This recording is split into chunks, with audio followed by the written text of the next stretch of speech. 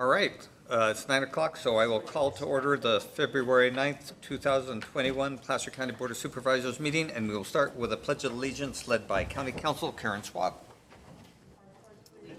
To the flag of the United States of America and to the republic for which it stands, one nation, under God, indivisible, with liberty and justice for all.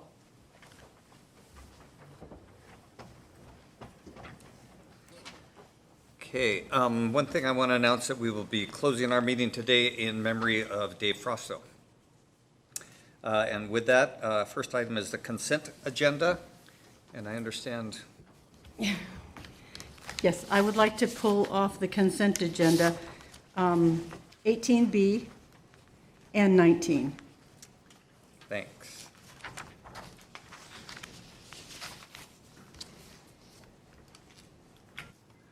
Okay, any other of my colleagues request to pull something? Is there anyone from the public who'd like to pull something from consent? This is a long list of motions that are intended to be approved in one vote, but the board is happy to take any off consent and discuss them individually if there's a desire to do so. Chairman, I see that. Okay, do we have a motion on the remaining items? So moved. Second. Motion Gore, second Gustafson. Roll call, please. Gore? Yes. Holmes? Jones? Yes? Gustafson? Yes. Wygant? Yes. And now we will then take up 18B, Granite Bay Parks, Trails, Open Space Maintenance, and Recreation Improvement.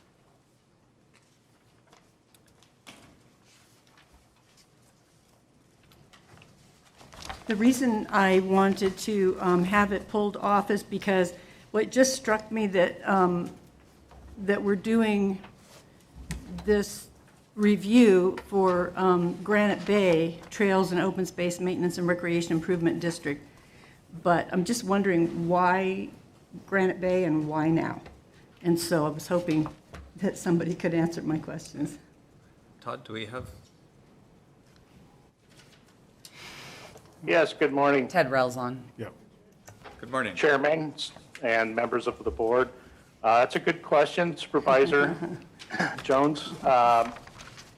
This tax assessment from the Streets and Highways Code was developed to pay for maintenance of items in Granite Bay. It's been in place for quite a few years, I believe since 2004.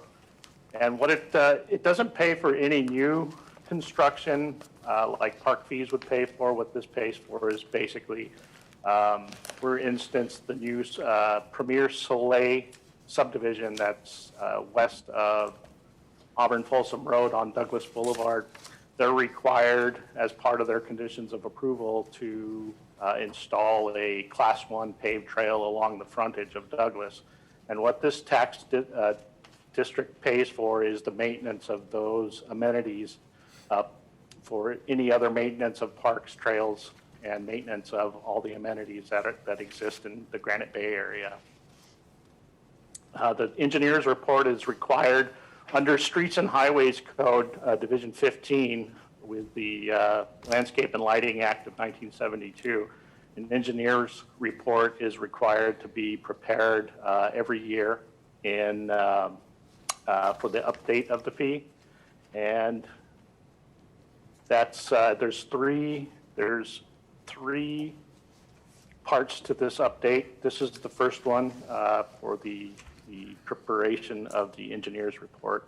I do believe we have our consultant here available if you'd like some further explanation of the Streets and Highways Code. Sure, that would be very helpful. Let me turn this over to Susan Barnes, if she's online.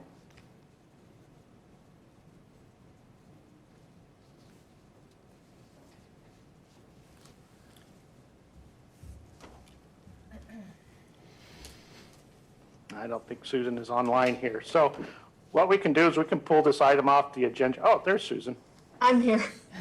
Sorry. So yes, so the this is a benefit assessment that was done, as Ted was saying, under the Landscape and Lighting Act of 1972, and it requires 3 actions by the board every year in order to continue. The first action would be to assign a firm as the engineer of work. So this first action we're asking you to consider today, to assign a SCI Consulting Group as the engineer of work to prepare the annually required engineers report. Then once that engineers report is completed, that will be brought back to your board later this year for you to preliminarily approve that and set a date for a public hearing. And then the third action would be where you hold the public hearing, take any comments that there may be from the public, and then at that point you would decide whether to continue the assessment for the coming year. So these are just 3 actions that are taken annually to continue this assessment. Okay, thank you for that.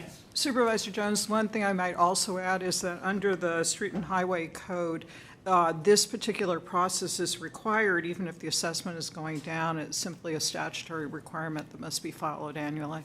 Okay, great. Thank you. Okay, so what is the board's pleasure Okay. regarding item E? Oh, excuse me. Is there anyone from the public? Thank you for guiding me in this. Is there anyone from the public who'd like to address this item? I see none, Chairman. Thank you. I'll second.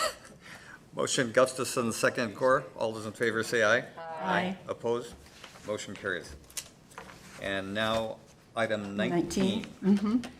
The reason I asked to pull item 19 was because it was a little bit odd to see that they were purchasing Ski-Doo, the snowmobiles in Carson City, Nevada. And so they did respond to me yesterday, and it makes perfect sense to me, but I was hoping maybe they could inform the public as to why they're purchasing. So is there somebody here to talk on this? Super. Great. Hello, can everyone hear me? Yes. Hello, I actually have Lieutenant Michelle Baxter from the Tahoe substation to help answer probably your question that you have. Okay, good. See if I can have a record outline. Thank you.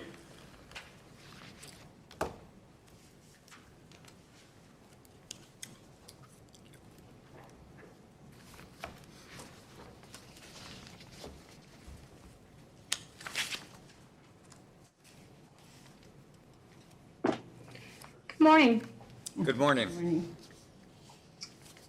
I understand the question, and what we're looking to do is to use state parks grant funds to purchase snowmobiles for our off-highway vehicle team for search and rescue, and also for snowmobile patrols in the Tahoe area.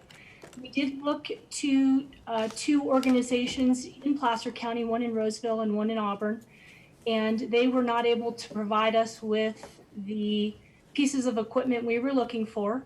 We were able to find that equipment in Carson City at a dealer that commonly deals in high volume of this kind of equipment. They were able to give us a very good deal on 2020 snowmobiles that were the same models as the 2021s.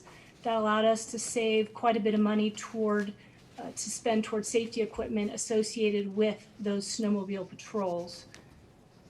Another reason is that Carson City for us is quite a bit closer for any kind of service or maintenance that needs to be provided on the snowmobiles in a timely manner. And this would allow us to go directly into Carson City to get that service rather than up and over Donner Summit when sometimes weather prohibits us from doing that. Thank you. Thank you for the explanation. Is there anyone from the public who'd like to address this item? I see no members of the public, Chairman. What is the pleasure of the board? I'll second. Motion Holmes, second Jones. This requires a 4/5 vote because of the budget amendment, so roll call, please. Gore? Yes. Holmes? Yes. Jones? Yes. Gustafson? Aye. Wygant? Yes, thank you. Next is public comment. This is the time when anyone from the public can address the board on something that is not on the agenda, keeping in mind we can take no action, but if you would wish to do that, please come forward, state your name.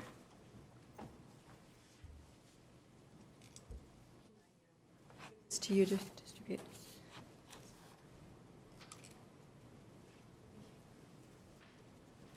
Okay. All right. Okay. Thank you.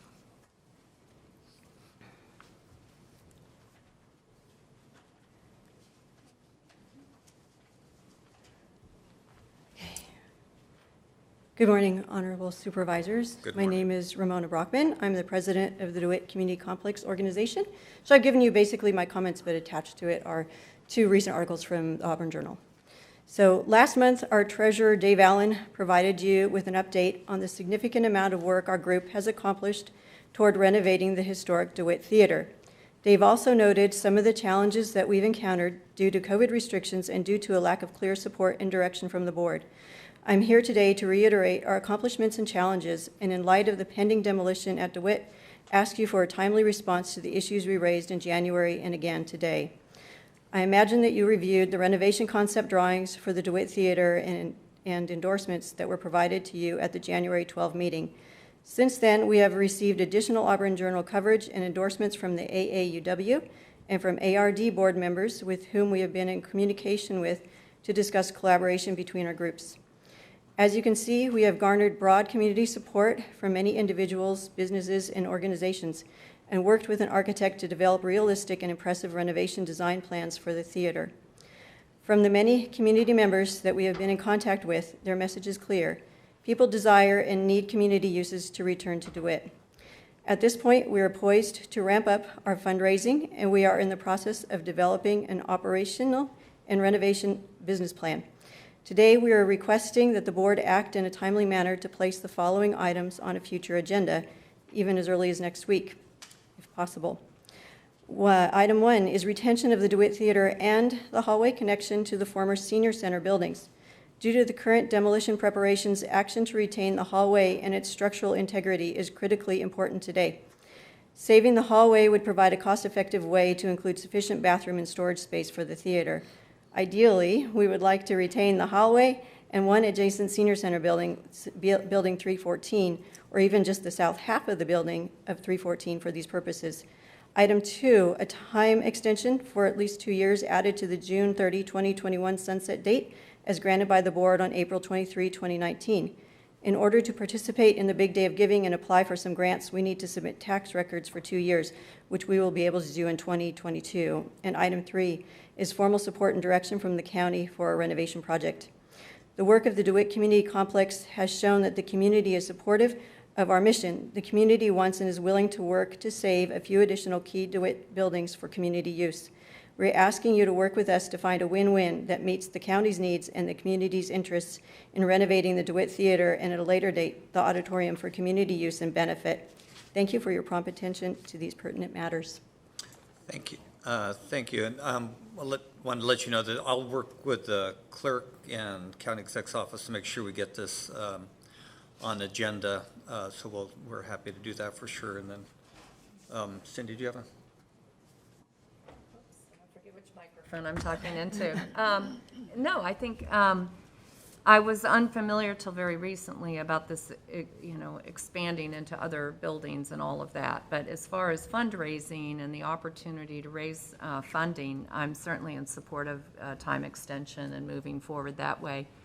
I would have to talk much more with staff about this whole issue of because that just came up this last week in an email that I received. But I support getting it on an agenda.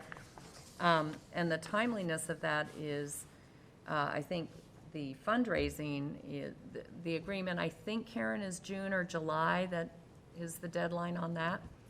Yes, what you're referring to is, we have new board members here who weren't here at the time when we did the master plan, but as we did the hearing for the Placer County Government Center master plan, the board added an additional development standard that required a public hearing prior to any demolition of the theater, and gave a, I believe it was a 2-year period, I may be wrong on the 2 or 3. It was 2 years. 3-year, a 3-year. 2 years. 2-year period in which to give proponents of renovating it time to fundraise. So in order to take that up again, that would be a CEDAR matter to bring forward to the board, requesting an extension of that time is something that certainly could be coordinated, and that it would be up to the board as to whether they wanted to give an extension, if so, for how long. Well, certainly based on COVID and a lot of the extraordinary circumstances, I strongly support that and look forward to having a public hearing on it with the rest of my board members. But as it relates to the hallway and that request, I think we need staff to analyze whether that's even possible or doable. I will say that because I live in a very old house and remodel it a lot of times, even though you might think the space is cost-effective, it may not be cost-effective. There's no plumbing in a hallway and those sorts of things, so. We do have, when we received this request, we did reach out to facilities management, and Paul Breckenridge is actually on Zoom to discuss that, but it's my understanding that this hallway is not connected to the building, but I would defer to Paul to give some more details if the board would like to hear that. Why don't we just wait until we take up the item later on, and I think we're Yeah, going to on need the agenda, because we're not agendizing it for the public to weigh in or anything. Sounds good. We'll get it scheduled, and then Paul can come back and give a Okay, little breakdown on that. good. Thanks, Thank Paul. you. Thank you. Thanks, Paul. Great, thank you, great, really appreciate it. Thank you. Thank you. Is there anyone else from the public who'd like to address the board during public comment? I see no further public comment. Thanks, Megan. Boy, just in time to be on time. That'd be the last time that happens today, probably. We will now take up our 9:15 item at 9:16 or 17. And it is a resolution to receive an update. It's a proclamation declaring February 11th, 2021 as 2011 Day, and we will receive an update from our Health and Human Services regarding 2011. But to kick it off, I'll start by reading the proclamation. Whereas every hour of every day, people need access to essential services requiring reliable access to a range of supports, including but not limited to housing, healthcare, and food.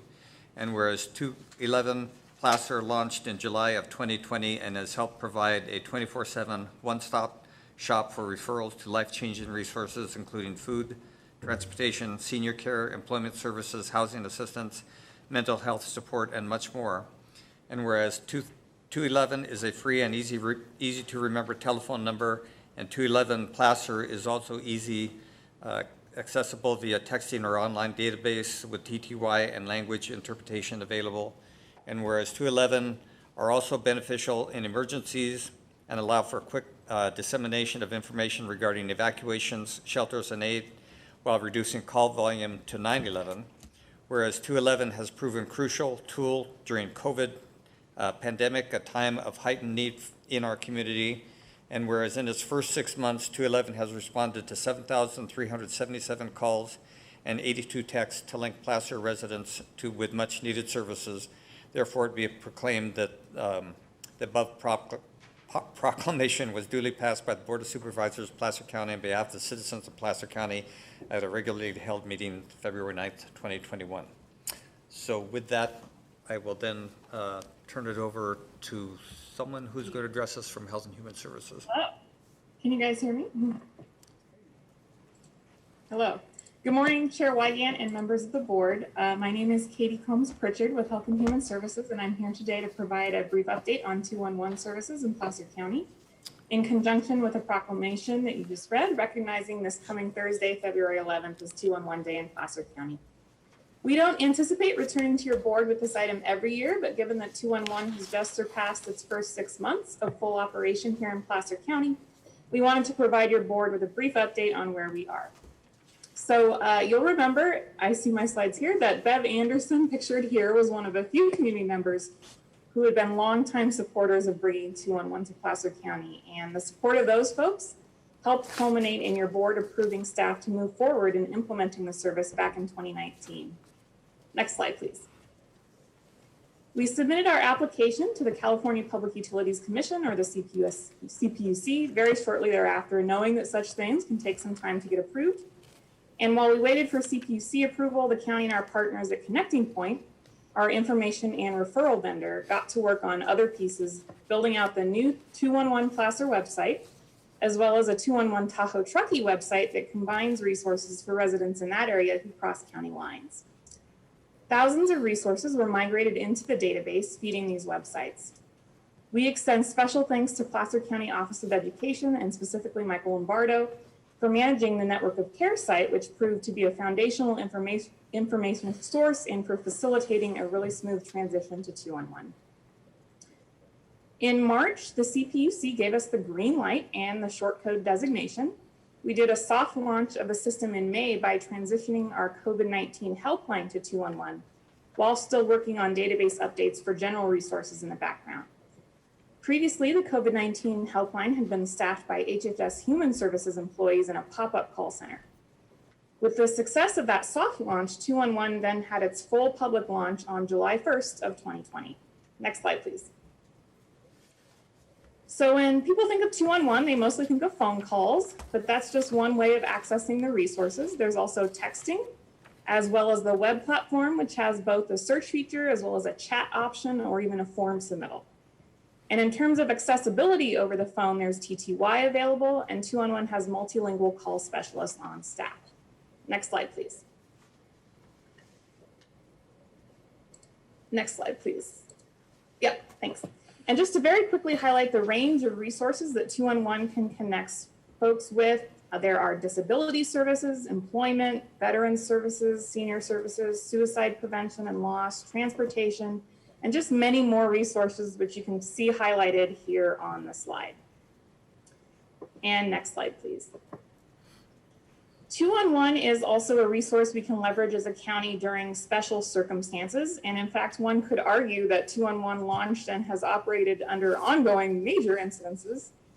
In just the first 6 months here, for example, they've screened callers' eligibility for tenant-based rental assistance, helped connect vulnerable residents with resources during extreme heat events and public safety power shutoffs, and of course, taken over our COVID-19 hotline, fielding questions about testing, routing business complaints, and most recently, answering a lot of questions about vaccines.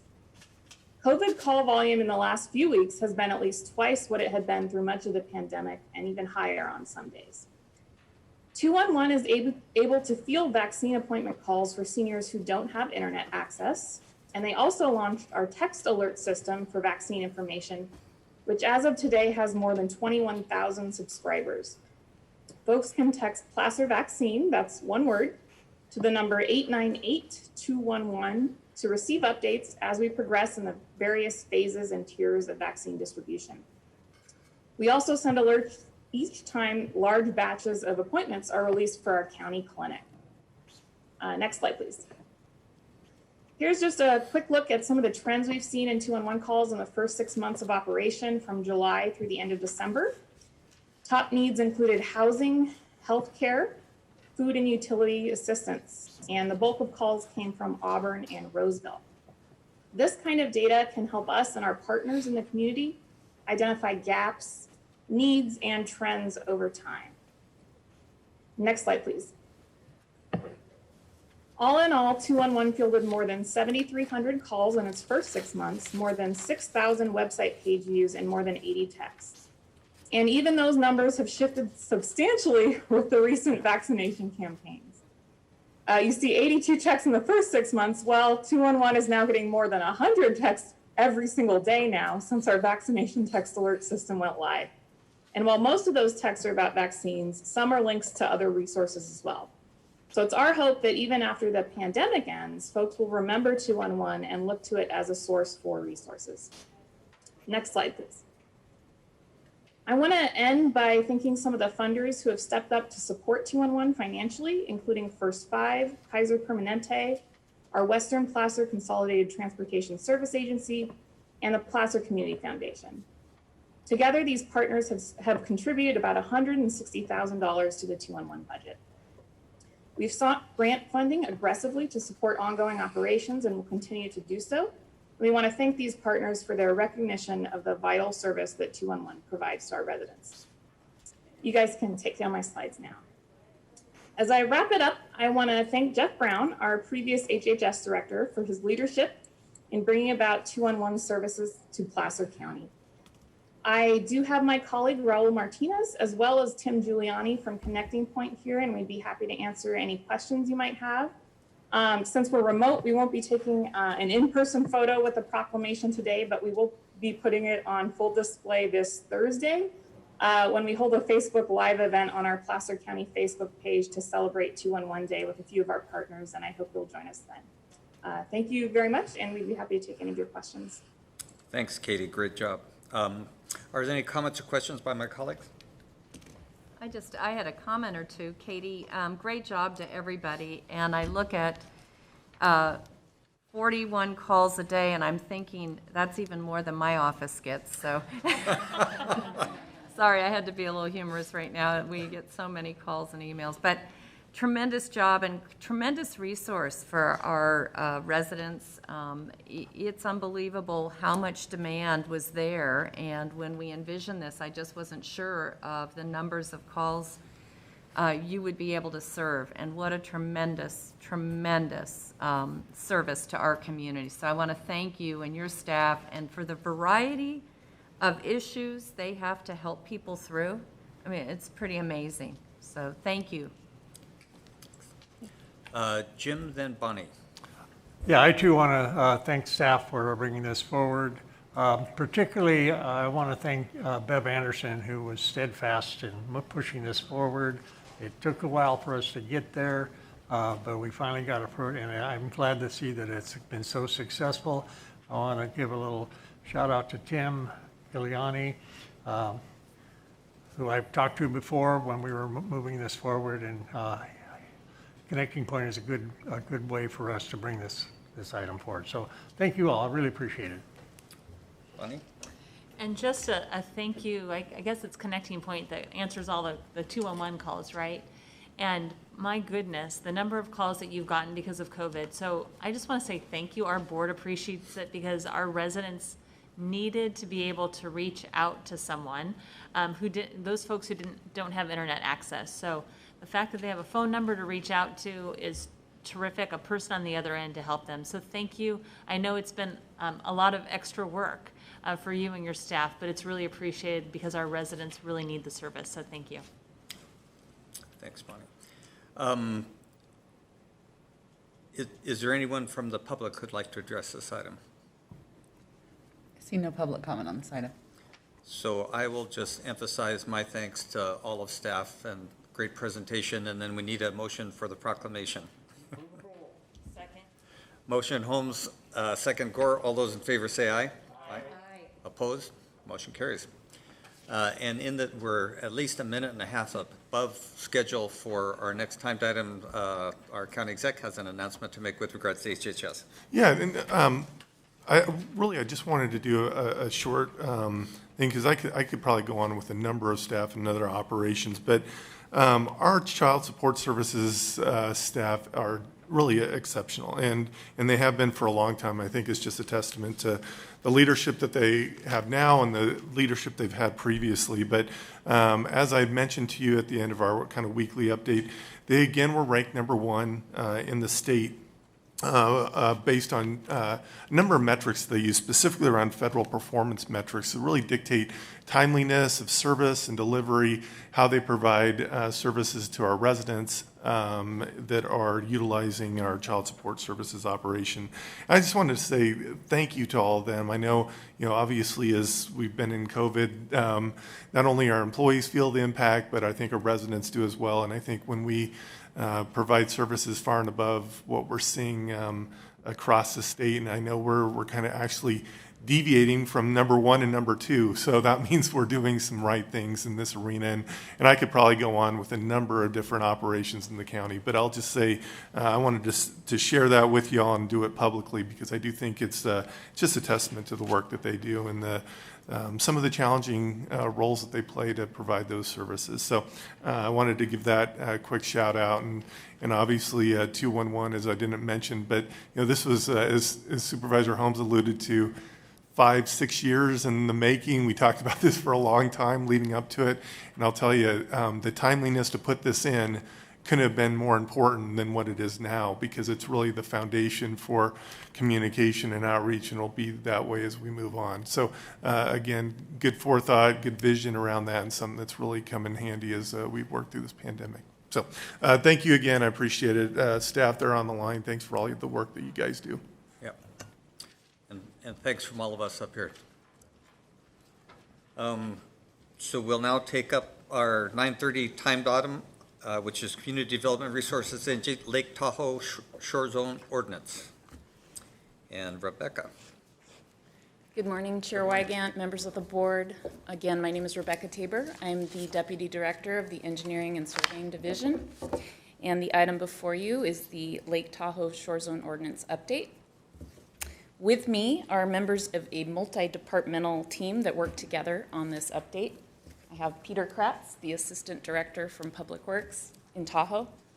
I've got Lori Morse, the Deputy Director with Facilities Management, and Maggie Tides, Deputy County Counsel.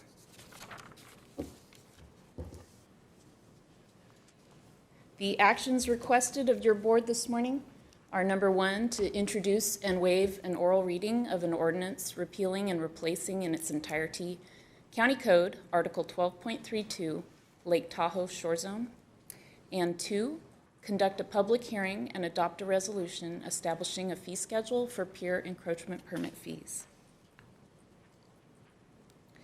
Our objectives in working on this update over the past year were to reassess the county's role in a multi-jurisdictional pier permitting process, eliminate overlapping requirements between the county, TRPA, and the State Lands Commission, reduce county regulations, such as removing county oversight for the design and construction of piers and removing buoys, and really just to focus on piers within a county property interest, ensuring public passage. Excuse me. So the definition of a county property interest is included in the ordinance. It means county ownership or right-of-way, including fee title, easement, lease, or license. County interest is variable and dependent on historic subdivision final maps and a 1951 board resolution that accepted lakefront areas shown on these final maps as public roads, parks, and/or public property. We also sometimes refer to this as a county beach interest. For some background, the existing Article 12.32 is called the Shore Zone Protection Regulations, and it was adopted in the late 1960s. Most piers were permitted by Placer County between 1968 through about 95, and only a few after the year 2000. Little to no activity on new piers happened until about 2019. TRPA essentially had a moratorium on new pier construction. In the meantime, Placer County has issued pier permits and agreements on a case-by-case basis. TRPA adopted an amendment to their Code of Ordinances in 2019 for Shore Zone. This allows 128 new private piers lake-wide over the next 16 years. 58 of those new piers, private piers, are in Placer County. And TRPA will release a maximum of 12 piers every 2 years. It's worth noting that Placer County has the largest share of new pier allocations. With the TRPA code amendment, we recognized that the county ordinance needed updating.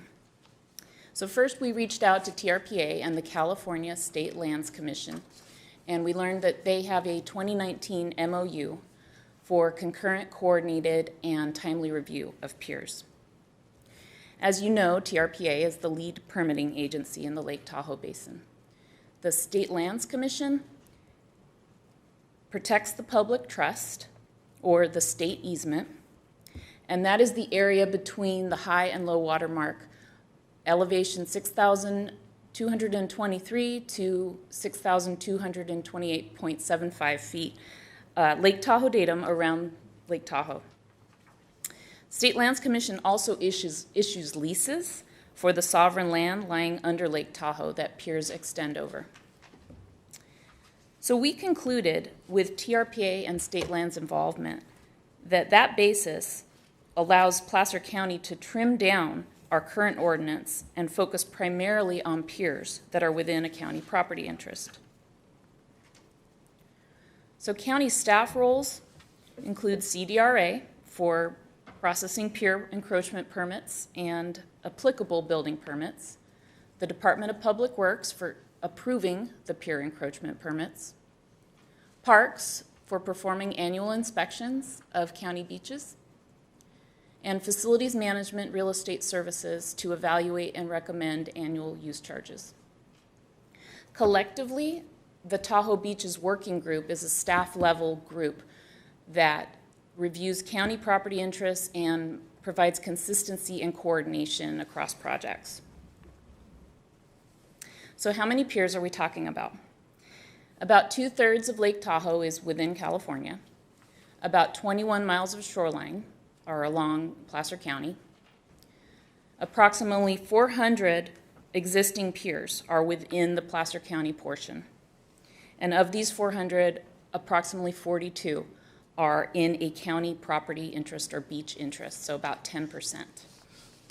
Of these 42 piers, approximately 29 have existing pier permit approvals in our records. So there's only about 13 that we may not have past pier permit or agreements in place.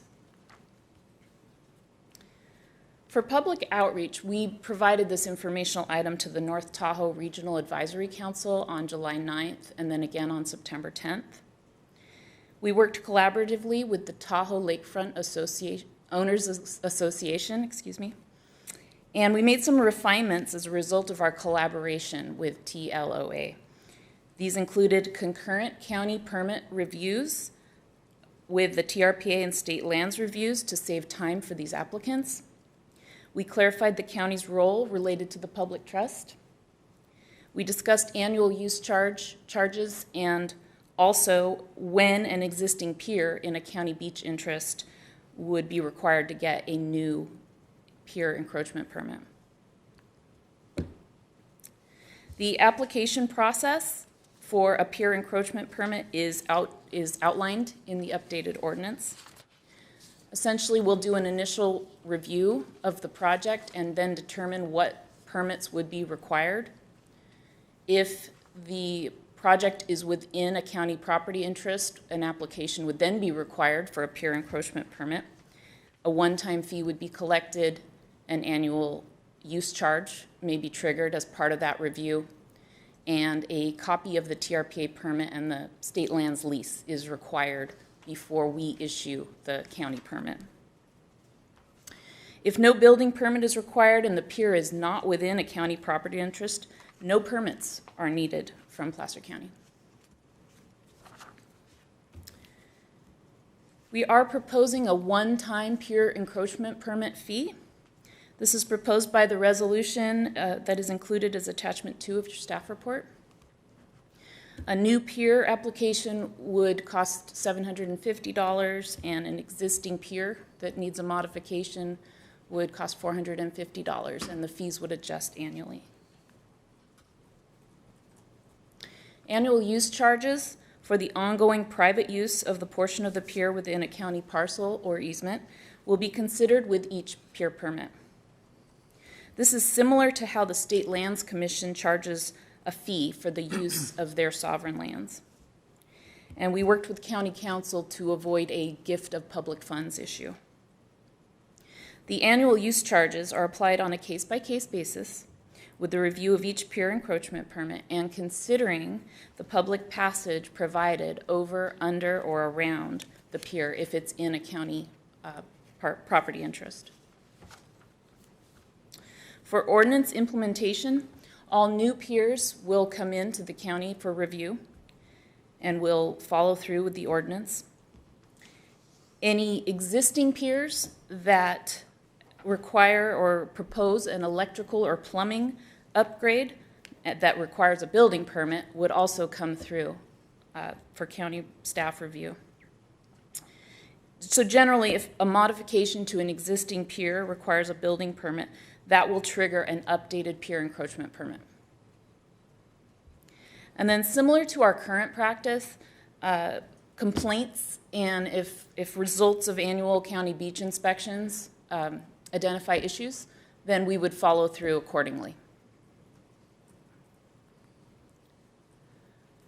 So I've included the actions requested again for your convenience.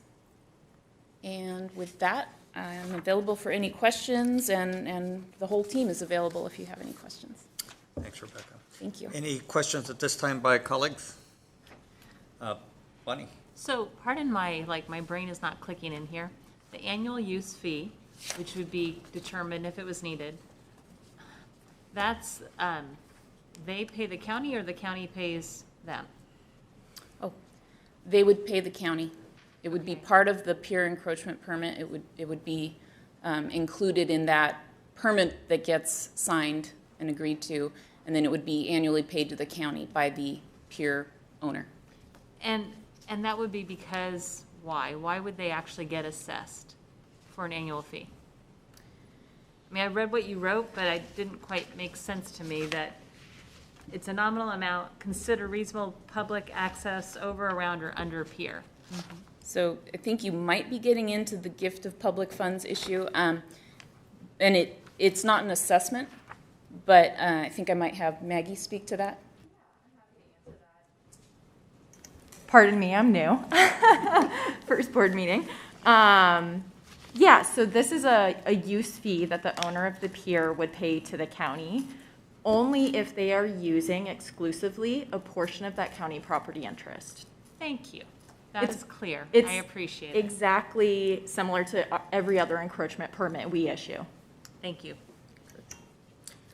Todd, did you have a comment? No, I didn't have anything further. Your light is on, huh? Well, this is me. Oh. Here, I'll put my name tag over. Will that change No, how it you won't read help. that? Yeah. Sorry. It won't, but yeah. I realized my name was over there. Yes, Cindy has a comment. Cindy, would you do you have a question or a comment? I just wanted to make sure, and I know that when I was briefed on this issue, and we went through it in a lot of detail, and I really appreciate all the hard work everybody's done. The Tahoe Lakefront Property Owners Association agrees with what is being presented today, as far as you know. I know you've worked very diligently with them as well as everyone else, so I look forward to hearing any public comment, but I just wanted to thank you for all the outreach and time you spent, thinking through the implications of this policy. It's great to allow this to move forward and allow the folks to have piers, but also to make sure that the public has the right of passage in and around these piers while they're on county right-of-way. So thank you, or county properties. You're welcome. Thank you. I see no other questions or comments from my colleagues. Is there anyone from the public who'd like to address this item? There is online. Jan Briscoe, go ahead and turn on your video and unmute your mic to give your comments.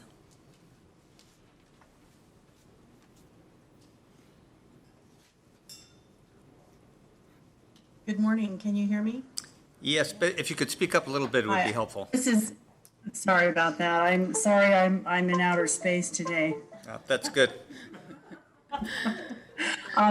That's what happens when you let the kids try to pick down for you. I guess we're lucky it's that mild. Jan Briscoe with Tahoe Lakefront Owners Association, and I wanted to extend my thanks to Rebecca and to Peter Kratz for meeting with me and discussing with me some of our concerns.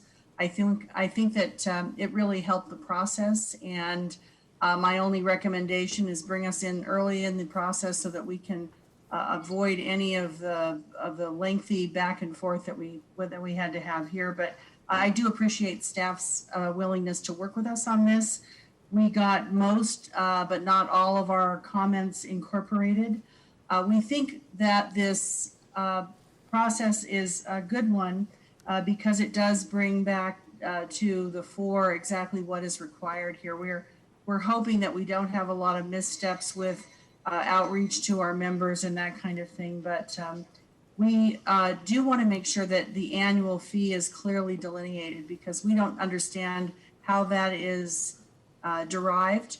And if people are making other accommodations for public access, up and around or over, or, you know, other types of accommodations, that maybe the annual fee would not be required, or maybe it would be something commensurate with, you know, not a huge impact. So while these piers may be crossing this area, sometimes, or a walkway is crossing that area, it does not hamper the public's right to pass and repass over that location. So we hope that when we get down to actually seeing how the annual fees are assessed, that they are in fact fair and reasonable. The nominal fee of $750 was a little bit of a shock to us, but we understand staff's time and what it takes to actually go through these processes. And hopefully they will go expeditiously. They won't be in process for months and months at a time. So we have good hope for that and anticipate a smooth transition into this new process. Thank you. Thank you. No further public comment. No further comments. Okay, with no further comments, bring this back to the board for action. I'll move approval. I'll second. Motion Gustafson, second Gore. All those in favor say aye. Aye. Opposed? Motion carries. Thank you. Thank you. Okay, we will now take up, because we're ahead of schedule, our department items, starting with item 6, Placer County Housing Development Advisory Task Force.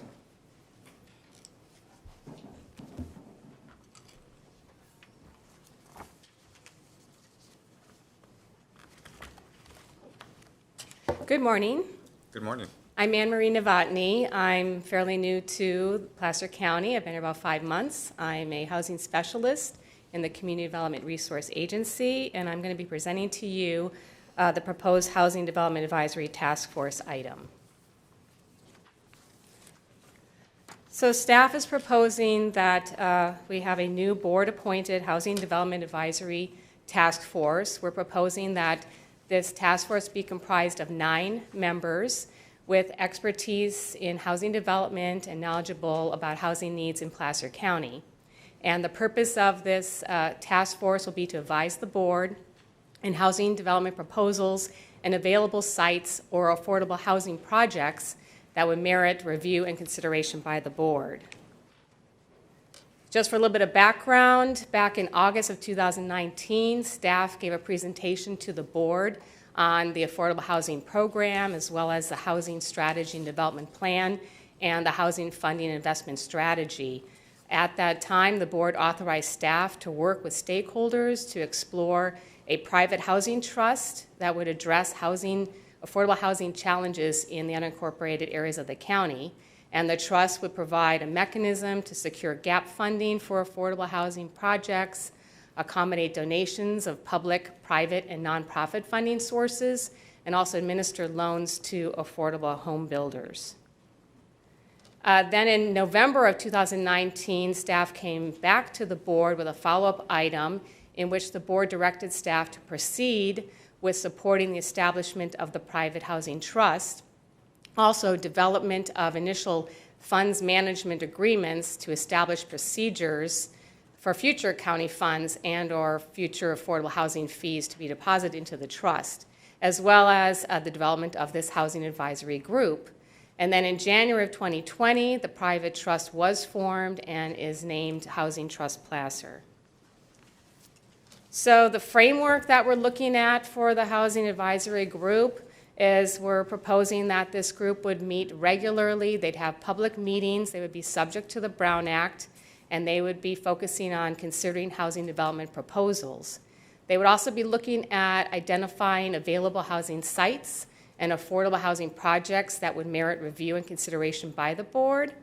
They would report to the board at designated times with the list of recommended potential projects, sites, funding opportunities, et cetera. And I just want to note that this would be strictly a recommending body. Any decisions would be at the board's discretion.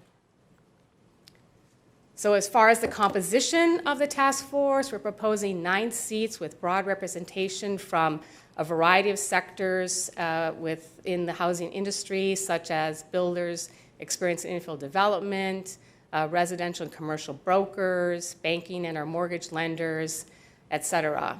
The member eligibility is we're going to be just asking that they demonstrate some type of expertise in housing development in Placer County. We're recommending that the member terms be staggered between 2 and 3 years. Again, I mentioned earlier that this is a board-appointed committee, so the members would be appointed by the board. And we're recommending on a regular basis meeting at least quarterly, February, May, August, and November, and meeting more often as needed. So if the board approves staff's recommendation, what we'll be doing next is we're going to be soliciting applications for the 9-member seats for a 30-day period that would be ending approximately in mid-March. Then we'll come back to the board by April with the recommended seat appointments for the board's confirmation. And then we're hoping that the first meeting would be held in May of this year. So staff's recommendation is we're asking that the board adopt a resolution to designate the member seats, eligibility requirements, and terms with appointing authority for the Placer County Housing Development Advisory Task Force. And that draft board resolution is attached as attachment A to the staff report. So this concludes my presentation. I'm happy to answer any questions at this time. Thank you. Any questions, comments by board member? Jim? Yes, thank you, Anne Marie, for the presentation. When the applications are solicited and their applications come in, who will be reviewing those? Will it be someone from your staff? Yes, I'll be on the reviewing panel, probably Shauna and some other folks from the Community Development Resource Agency.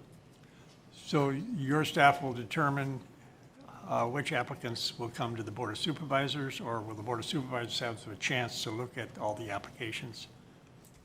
We haven't decided that yet. I guess it depends on how many we get in. I don't know if Shauna, you want to add anything about that? It's something we can look into if that's the purview of the board.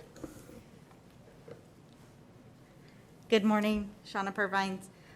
We definitely, as we see those applications coming in, we could establish a review committee and consider, we would need to come back to your board and request participation from board members to be able to sit in and review on that if that's the direction you'd like to take. Yeah, I'd prefer to have the board have some kind of part of that discussion. Okay. Thank you. Thank you, Anne Marie. Bonnie? Well, just to follow up on that, right, other boards and commissions that are established as sort of an arm of this Board of Supervisors are approved by the Board of Supervisors, right, whether it's MAX or the Parks and Rec Committee. So I think that that's a good idea to have some review by the board.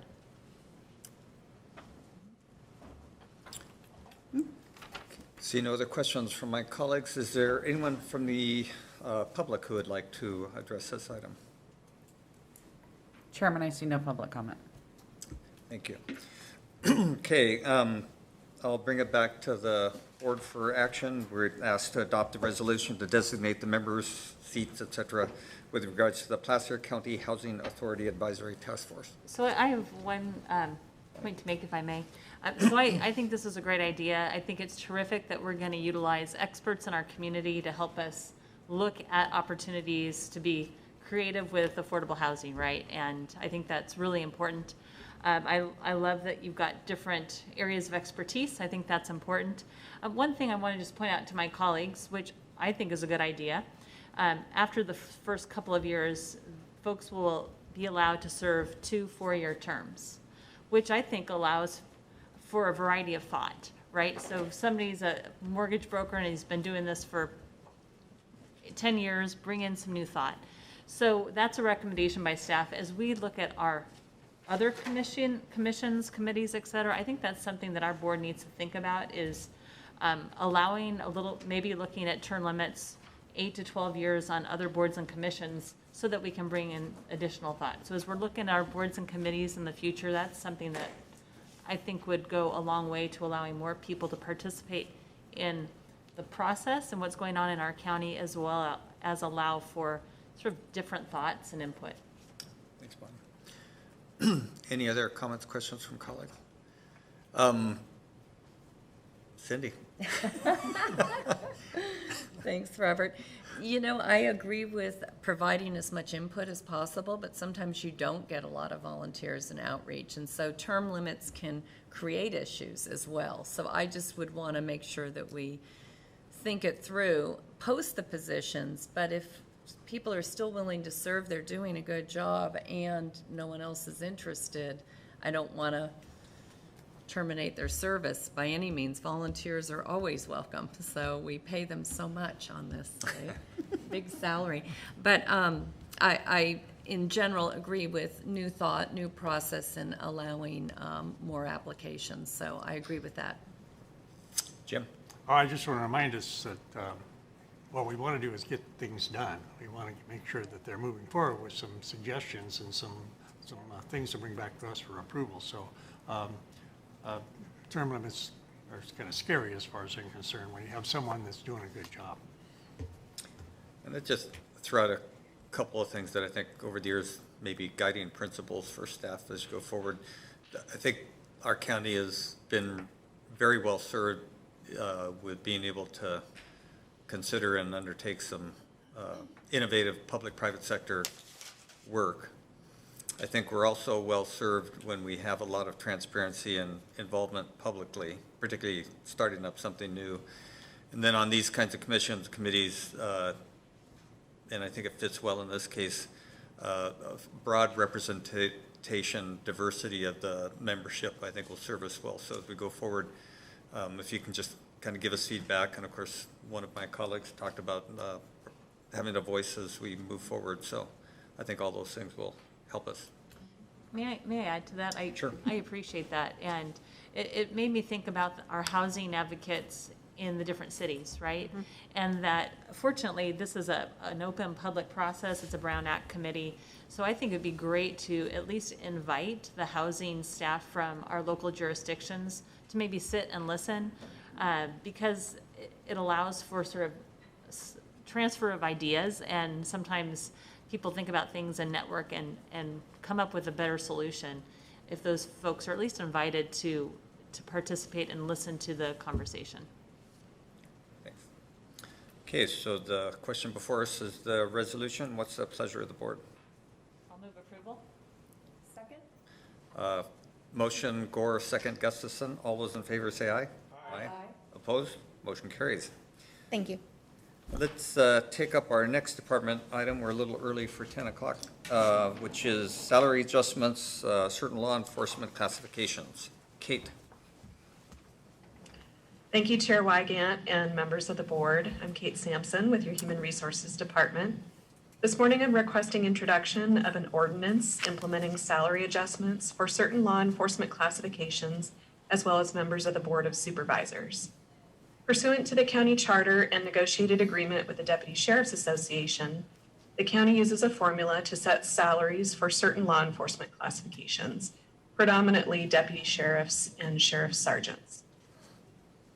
After taking an average of the maximum salaries for similar classifications in the counties of El Dorado, Nevada, and Sacramento, HR recommends the board adjust salaries for Placer County employees by a range of about 2.6 to 2.9%. For deputy sheriffs, the proposed increase results in a base salary of about $96,000 annually. Also pursuant to the county charter, the same formula is used to calculate salary adjustments for members of your board. HR recommends adjustments to salary by 2.55%. for an annual amount of about $83,000. This ordinance is proposed to be effective February 13th, 2021, and I'm available to address any questions. Thanks, Kate. Any questions from board members? Comments? Seeing none, is there anyone from the public? I see no public comment, Chairman. I'm sorry, nothing? Thanks.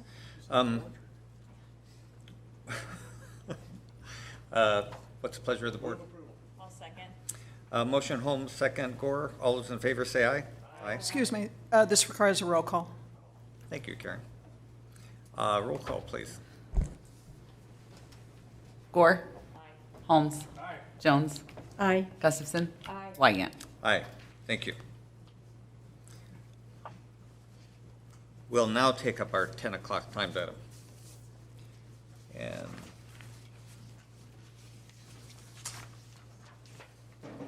that is an appeal of Planning Commission's denial of the Crowley setback variance.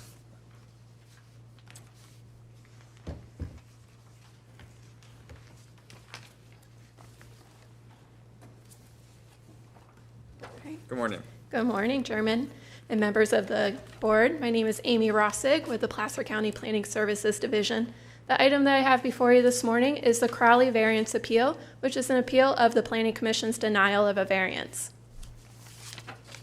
The project site is located at 5710 Johnson Drive in the unincorporated part of Lincoln. It's located just a mile south, less than a mile, of Hidden Falls Regional Park. The project site is zoned farm with a 20-acre minimum, and it's a 20-acre parcel. The project site is developed with 3 agricultural buildings, a gravel driveway, a pond, there's an ag well, and there's also an NID canal which runs through a portion of the property. In January of 2020, the property owners filed a variance appeal, or a variance application, for 2 existing agricultural buildings that are located on the property, and this is the site plan which was provided to us as part of that variance application. 2 of the existing buildings are located in the middle of the property along the western part of the property, and the larger 1,600 square foot building is located 5 feet from the side property line, and the smaller 651 square foot building is located 10 feet from the property line, and the standard setback in the zoning district is 30 feet. And then there's also, as I mentioned earlier, an NID canal which runs in this area. The standard setback from an NID canal is 100 feet, and the smaller building is located 30 feet from the NID canal, and the larger building is located about 65 feet from the NID canal. So here are 2 pictures of the existing agricultural buildings which are located on the property. The 651 square foot building is located on the left-hand side. This was on the property when the property owners purchased the property in October of 2018, and it's constructed by the previous property owner. Based on aerial images, I believe it was constructed between 2011 and 2012. The image on the right-hand side is the 1,600 square foot building. This was built by the current property owners sometime between October of 2018 and September of 2019. Here are 2 images of the property in the vicinity. The image on the left-hand side is located along the western property line, looking north towards Johnson Drive. The NID canal and the existing agricultural buildings are located behind me. You can see that it has a moderate slope. There's scattered oak trees in the area. And the image on the right-hand side is looking now south, and it's located again on the western side of the property. You can see that the slope increases to a moderate slope. There's oak trees further down in the valley area. The property owners do have shipping containers which they have installed on the property, which you can see in this image on the right-hand side. Shipping containers are allowed in the farm zoning district, but they have located these shipping containers on concrete platforms, which may trigger a building permit requirement, but because they're located outside of the setback, they're not included in this variance request. So the appellant has provided justification for the variance request, and they've outlined 5 reasons why they believe their variance should be approved. The first one is that there's a specific Placer County webpage which is misleading. This is in reference to the Agricultural Commissioner's website, which discusses agricultural buildings, and there's also a link to a agricultural exemption building form, and excerpts of this form and the website were included in your staff report and as part of the appellant's letter. The second point is that the topography in the NID canal limit placement of the buildings, and this is supported by topographical maps, which the appellant included in their appeal letter.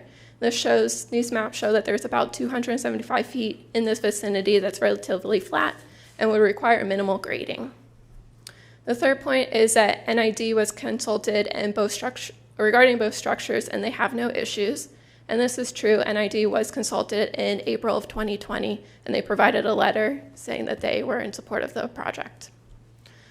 The fourth point is that the 651 square foot was built prior to their ownership.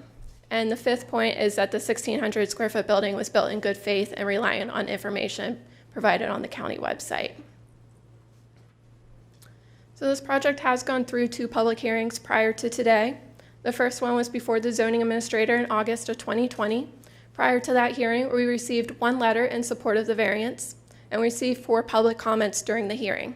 The zoning administrator outlined the reasons why he denied the request pursuant to the zoning ordinance. Some of the reasons were that he felt that there were no special circumstances due to the property being 20 acres in size and uniform in shape.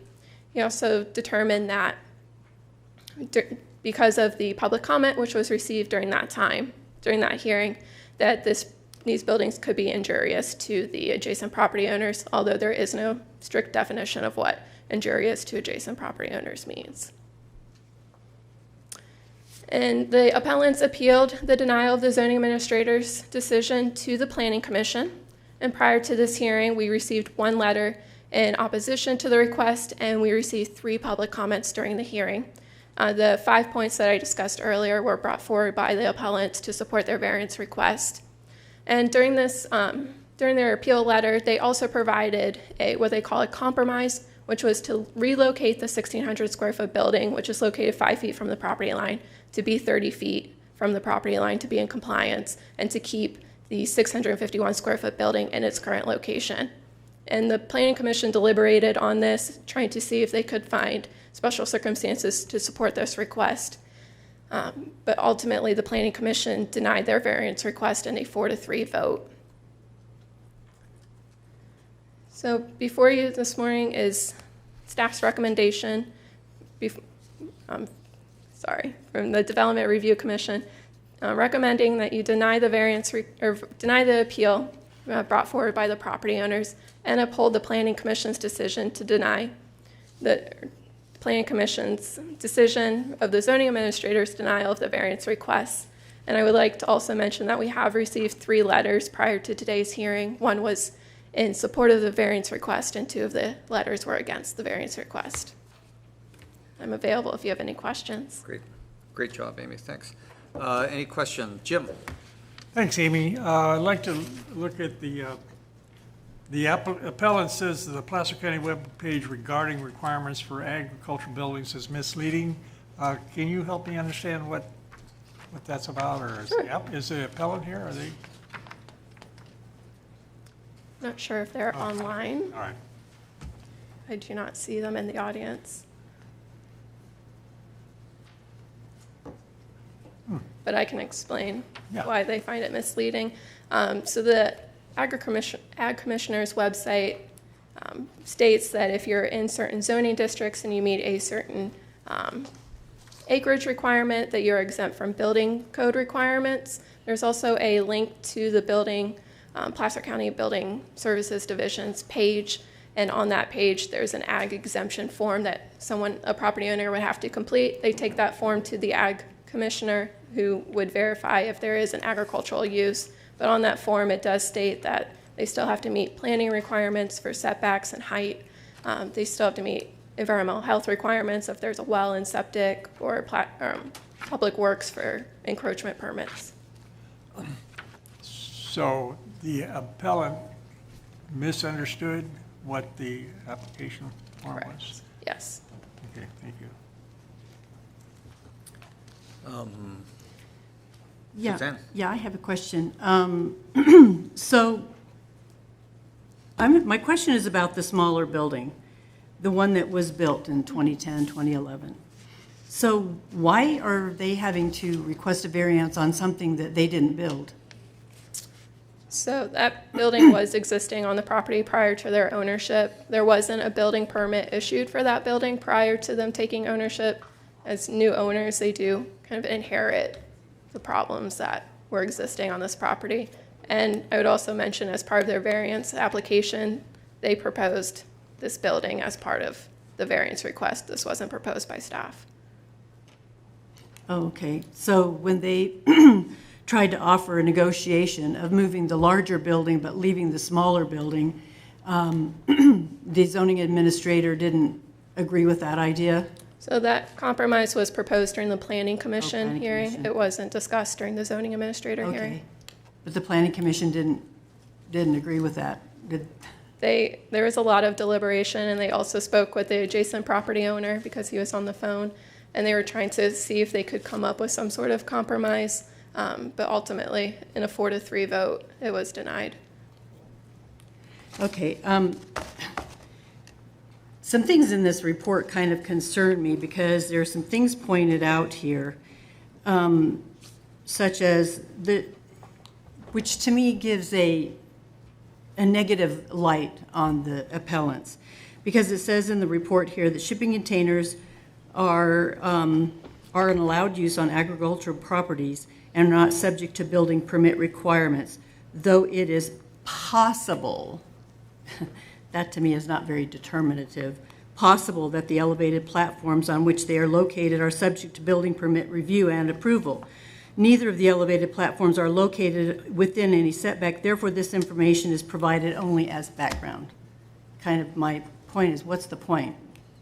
You know, that reflects negatively on them. And then when you continue down, it says that in December 2019, appellants sought after the fact building permits for the 650 square foot building and the 1600. It was discovered during the permit review process that a variance would be required for the two existing buildings.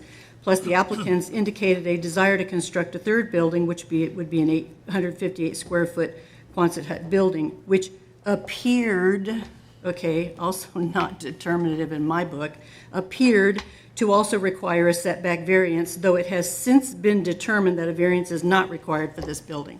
So what's the point of saying that in there? You know, this is really reflecting very negatively on the appellant, if you ask me.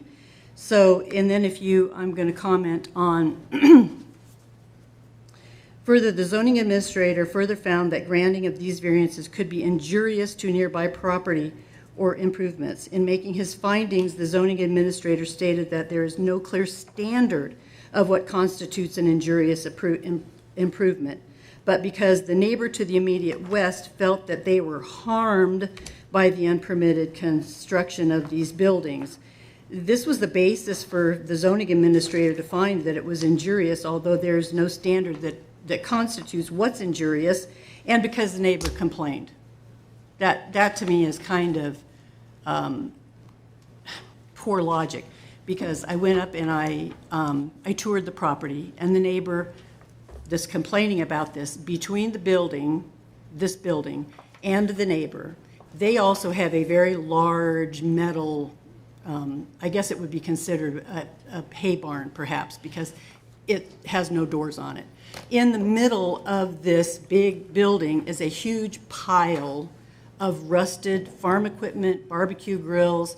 It's a huge eyesore. So that this neighbor who has this pile of eyesore right between the building and their house is complaining that his building, which is brand new, and if you look at the pictures, is very nicely done, is, you know, what he called harmful, because the neighbor who has all this eyesore is saying, I'm injured.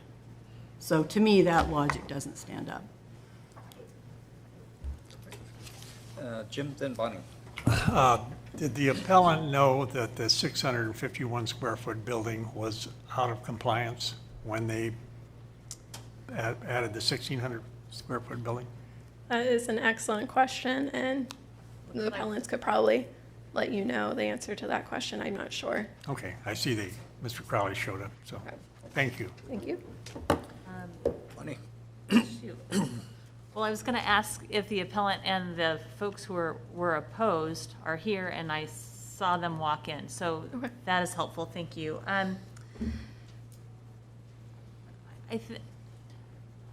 So I read through this, and I understand staff's recommendation. But I had a chance to go out and look at the property, and a couple of things. I looked at the website, right? And I know that you've got to, I know that you got to do building permits and the whole bit, and the importance of that. And we have a lot of people moving to our area from other areas, wanting to have farmland and open space, which is great, right? I mean, we offer a quality of life. So I went to the website, the ag website, to just click on to read it, right? So I just read it. And it says, which was so interesting to me, because if you just read it on face value, it doesn't say, click here to find out more. You must get a form for an exemption. It basically says, code exempts ag buildings and structures on FAE and RA zoned parcels of 10 acres or greater from building permit requirements when such buildings are used solely for agricultural purposes. And then it says view agriculture building permit application forms under the permit tabs. But it says no permit requirements for ag buildings. And then it says for an application form. So if I don't have to fill out an application, I read it and I go, great, my life's easier. I don't want to do extra paperwork. Nobody wants to do paperwork. And I can see why they didn't click on that button to get the exemption. So to me, this is just not clear, and it's got to change because I know that I want to go the short route, right? Nobody wants to take extra time to do government paperwork. I get that, right? But I can see why the Crowleys are like, good, don't have to do it, build it. So I hear that argument. And so I had an opportunity, I guess we should be asking questions before we deliberate. So I'll just leave it at that, because this has not yet been changed, correct? This is still the same website? Correct. Yes. Okay. So I'm not going to ask questions. I'll wait until we deliberate, and then we'll go from there. Sorry. Thanks, no problem.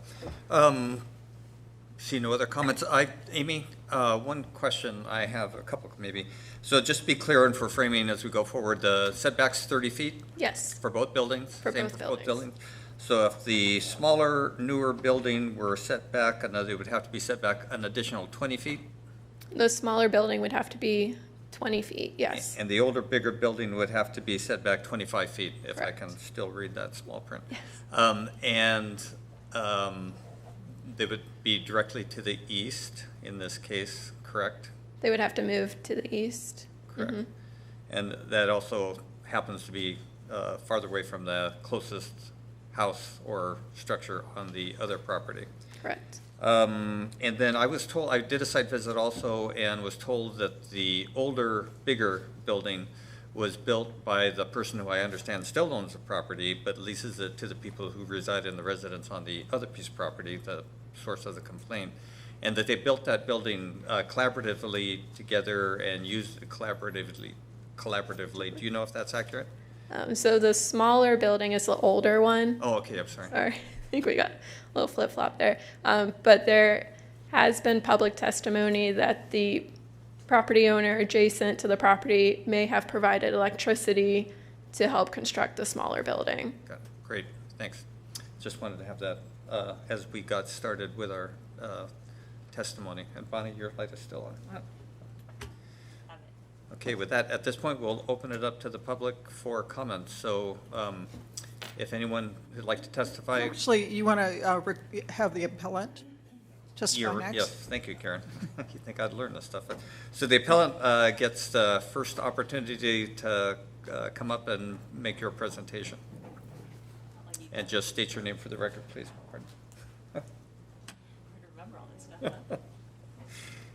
Good morning, good morning, good morning. Good morning. Please accept my humble apologies. I was responsible for the directions that got us here, that took us someplace else first. And I apologize for our tardiness. It was completely my responsibility. We're very nervous. Sorry about that. So there's a couple of things. One is... And then I think you have to state your name for the record. Yeah. Oh, I'm sorry.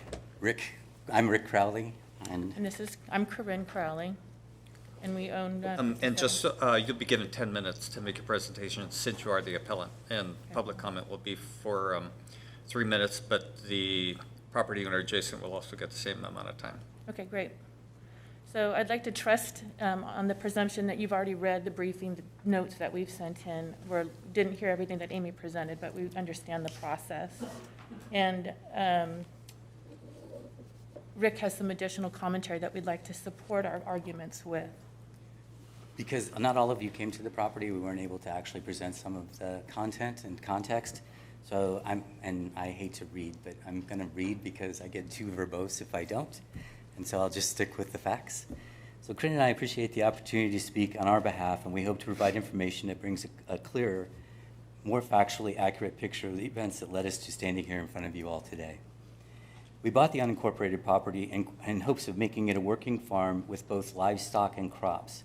And we're looking into providing something that would leverage the interest in the agritourism as well. So we love it so much up here, we just felt like it'd be a cool thing to try to figure out how to share. So that's still one of our hopes and dreams. The verticality is significant, with more than 40% of the property being unbuildable, at least at 30% grade, or it's too close to the canal, which crosses our property 5 times, and the siphon that feeds it. So I didn't really realize it when I was looking at it, but it is a tough area, tough property to farm, especially on the south half. Corinne and I worked for a large tech company, and we were responsible for our website data and accuracy. We learned many things from this, including, 1, we were legally liable for everything that was said and promised on the site. And that site happened to be Cisco certifications. So we were responsible for making sure people were certified to the degree that if they went out and installed a system based on our providing access to the website and the guidance of what they needed to do to get that, that the customer could feel a certain level of security in knowing that this person had the aptitude to be able to do that. We also were responsible for all the pricing. So if we pushed a bad price out there, we were then accountable to it. And so innately, we just developed this mindset that anything that was represented in the website was basically gospel for whatever company or business was representing it. And so the other part is, the other thing that we learned is it significantly reduced the cost to Cisco to have this site up, because it allowed people, especially type A type people, the opportunity to be able to solve their problems for themselves instead of having to go to the counter. And so we reduced by millions of dollars the cost of the internal infrastructure needed to support it, because you put it up there and people could guide their way through how they could get things and get them done. We know and understand that Placer County has been overwhelmed with requests for buildings, and the people at the counter, before even COVID hit, were under a lot of stress to get a lot of things moving. And so we felt it was just proper to go there. And so on the ag building page, to understand what we needed to do, we went to the ag building page to understand that, and that's to the point. We felt, okay, ag buildings, kind of get it. As long as you're safe and secure, the ag commissioner had an opportunity to be able to review them to make sure it wasn't just something glommed together, it was going to be okay. Didn't realize that we were going to go into the planning, building, for the variance until we got there. So we also worked with Billy Cox and the neighbors to let them know what we were doing. And I think you could see in the letter from Mike Krempley up the road that we immersed ourselves in the neighborhood. We know all of the neighbors on Johnson. We get along with all of them, with the exception of the current challenges we're having with the variance with the neighbors next door. We know most of the neighbors on Godley. We immersed ourselves into the Auburn Leadership Program, and we really, felt it was important to immerse ourselves into the community and into our neighborhoods to share and understand what we were doing. Plus, coming from the Bay Area, there's been a stigma sometimes associated with it that makes some of the other neighbors nervous. So we just wanted to be forthcoming with what it was that we were doing and how we were doing it and what we were thinking about doing. So we built the building, and then when Corinne came to Placer to get her business license, they stopped her getting that for our goat grazing business. And then Placer brought up there were buildings on the property that they were unaware of, and they needed building permits for them. So to answer your question, no, we did not know the 651-foot building that it was on the property when we purchased it was out of sorts until we came to the counter to get my business license. You're welcome. So we proactively approached the counter. We didn't want to wait. We had talked to a couple of the leaders, Keith Nesbitt in leadership, and he said, just go and basically throw yourself on the sword and get everything moving. And so that's what we did. What I didn't realize at the time was when they asked me to include the previous buildings and the Quonset hut, that the way it was going to come across to the neighbors was automatically we had 5 violations. Now, if I was a neighbor that had been living there for 5, 7, 40 years, I'd be a little freaked out that these people that just moved in next door and been there under a year had all of a sudden 5 violations on their property. And so I might be a little more vocal about resistance as well. And so I truly believe that's where things started going bad for us with the current neighbors. So the process has caused us major stress, both to my wife and I, both financially and with the opportunity to continue to move forward. We feel we're more than a year behind now, based on the fact that we're missing the opportunities to be able to build our home and get all the other things associated with that done. Overall, it's made us pause and ask if we did make the right decision, but it's the people that keep bringing us back. So outside of the renters and owners next door and all of the people that we've met in leadership and even the people like yourself that have come to the property, that's the energy that we needed to regenerate to get us back into wanting to make this all work. We tried through Paul Bishop, who was the previous owner, who had a good relationship with Billy, and through the California Agricultural Mediation Program to work out the challenge this created with the neighbors. And Paul was unable to get Billy to commit to actually meet to talk about some level of mediation, whether it was a lot line adjustment or us paying them cash to kind of settle this thing up. And I want to state that a little bit more with fact. Paul invited him to lunch. Let's do lunch on Tuesday. Okay. And Billy didn't show up. Billy didn't respond on Tuesday. These are friends that have been friends, neighbors for 25 years, men that have worked side by side on their farms for a long time. And Paul reached out to an old relationship to ask for common sense conversation about this. And Billy wouldn't have anything to do with it. So then we used our access to the legal services through the Farm Bill to establish mediation with Mark and Natalia, the renters on the property. Multiple phone calls, multiple emails left unresponded to for any attempts of our mediation. The other part was through the mediation, Jenna reached out to Billy originally, and Billy said the same thing to them that he said to us consistently, which is ultimately, and this is her quote, ultimately he didn't feel he should be a party to mediation since he has 1 foot out the door, so to speak, and will be completely divested of his interest in 30 to 60 days, and that was in September 24th of 2020. So they really gave it their best effort to try to get it done, and we did. We gave it our best effort. Our belief is all this could have been avoided if the Quonset hut was not originally included in the 5 violations, if it got down to 4 and if those were clearly spelled out, and if the NID variances had been noted in the email or the notice that was sent to the neighbors as already approved by NID.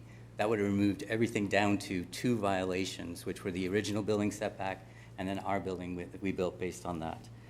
And we also believe all this could have been avoided had the Placer website been more clear and not stated we were exempt from Placer building code requirements.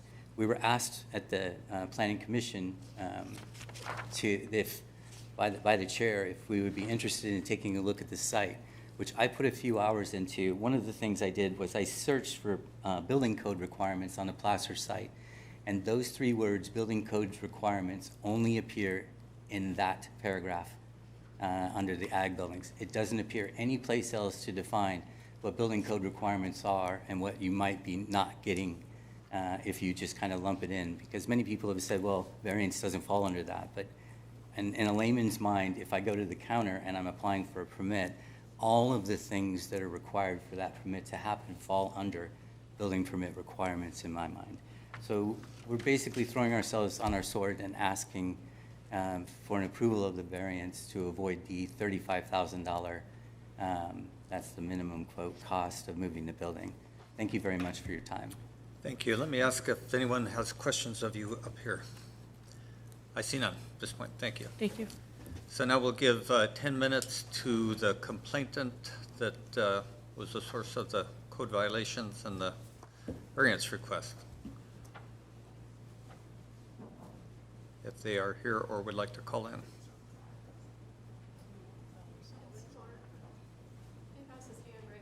Can you hear me? Yes, we can now.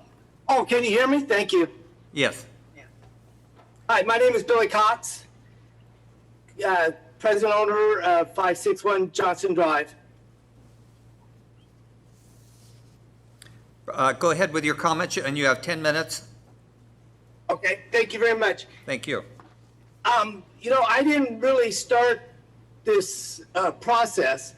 It was started by the county when they said that they had to have permits. And then I was not aware when Paul built his building originally that it wasn't permitted or that you needed setbacks. I just never checked into it. It wasn't a concern of mine. And they made a comment that Paul asked me to go to lunch. Well, he did. I agree with that. I was visiting California I had about 10 days back there, and he wanted to talk to me about my boat in Sacramento and my boat in North Carolina. He really didn't even say anything about the property. So I didn't know it was a lunch meeting about the property. He never mentioned it. He reached out a couple of times and kept talking about the boat, and I said, that's great. And we never talked about the property. I agree with the one lady that there's all kinds of crap underneath the sheds right now.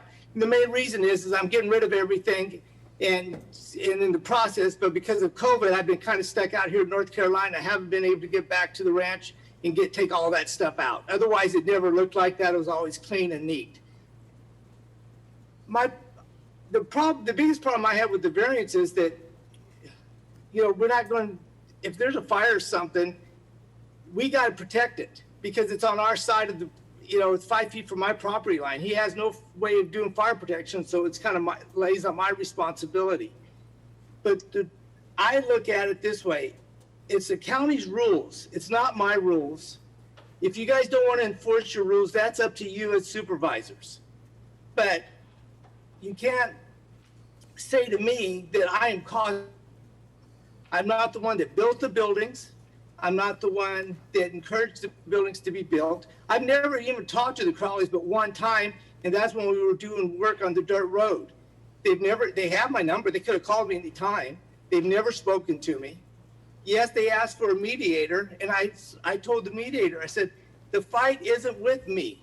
It is with the county. The county is the one that said they have to have these permits.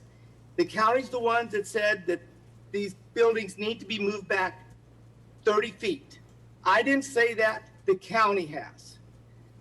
I'm just saying, if that's a rule, I abide by the rules of the county. I think everyone else should. If you don't want to have the rules, don't have the rules. I'm fine with that. If you want to say they can break the rules, then you can open up that dam yourself, because then you're going to have every other agriculture person saying, hey, I need that building closest to my fence line. I've been involved in agriculture since 1970. I've had farms in Orland, California, in Glenn County. I've had this ranch in Placer since 1998. I've raised sheep. I've been part of the agriculture community, Placer grown. I understand. I've worked with Western Growers Trade Association. I understand agriculture, and I understand the need for it to move forward. However, this is not a fight with me and the county or me and the neighbors. This is the Crowleys not getting a permit, not following the rules. I'm just saying it's up to you as supervisors. It's up to the planning commission. The planning commission agreed that they needed to get permits and that they wouldn't be allowed a variance. That wasn't me. That was the county. I'm done. Thank you, Mr. Crowley. Let me ask my colleagues if they have any questions of you. And I see none at this time. Thank you. So now we will open it up to the public so anybody can call in or testify for 3 minutes.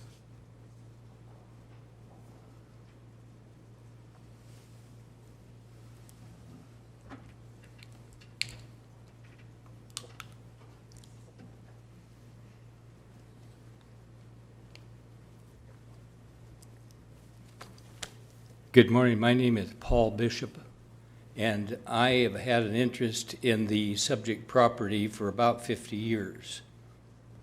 I listened to Mr. Cox's testimony, and I think he just forgot that, in fact, I did talk to him about this request for a variance, and that if he would drop any objection to it, they'd have no trouble getting that variance.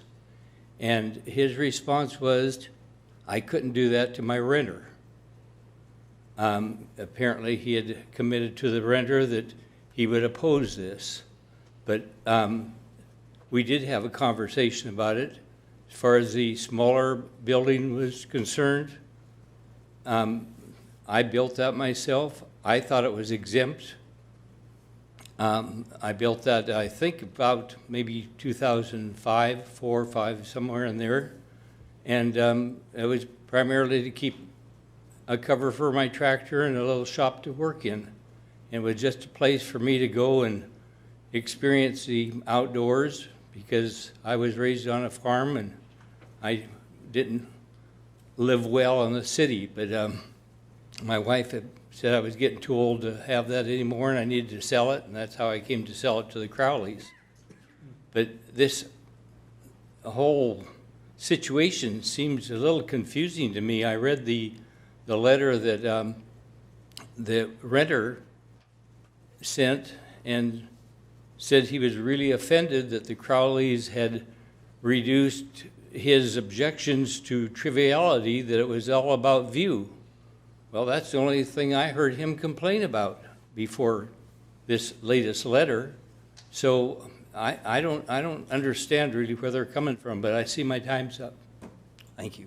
Thank you. Mark, go ahead and unmute your mic and give your comments.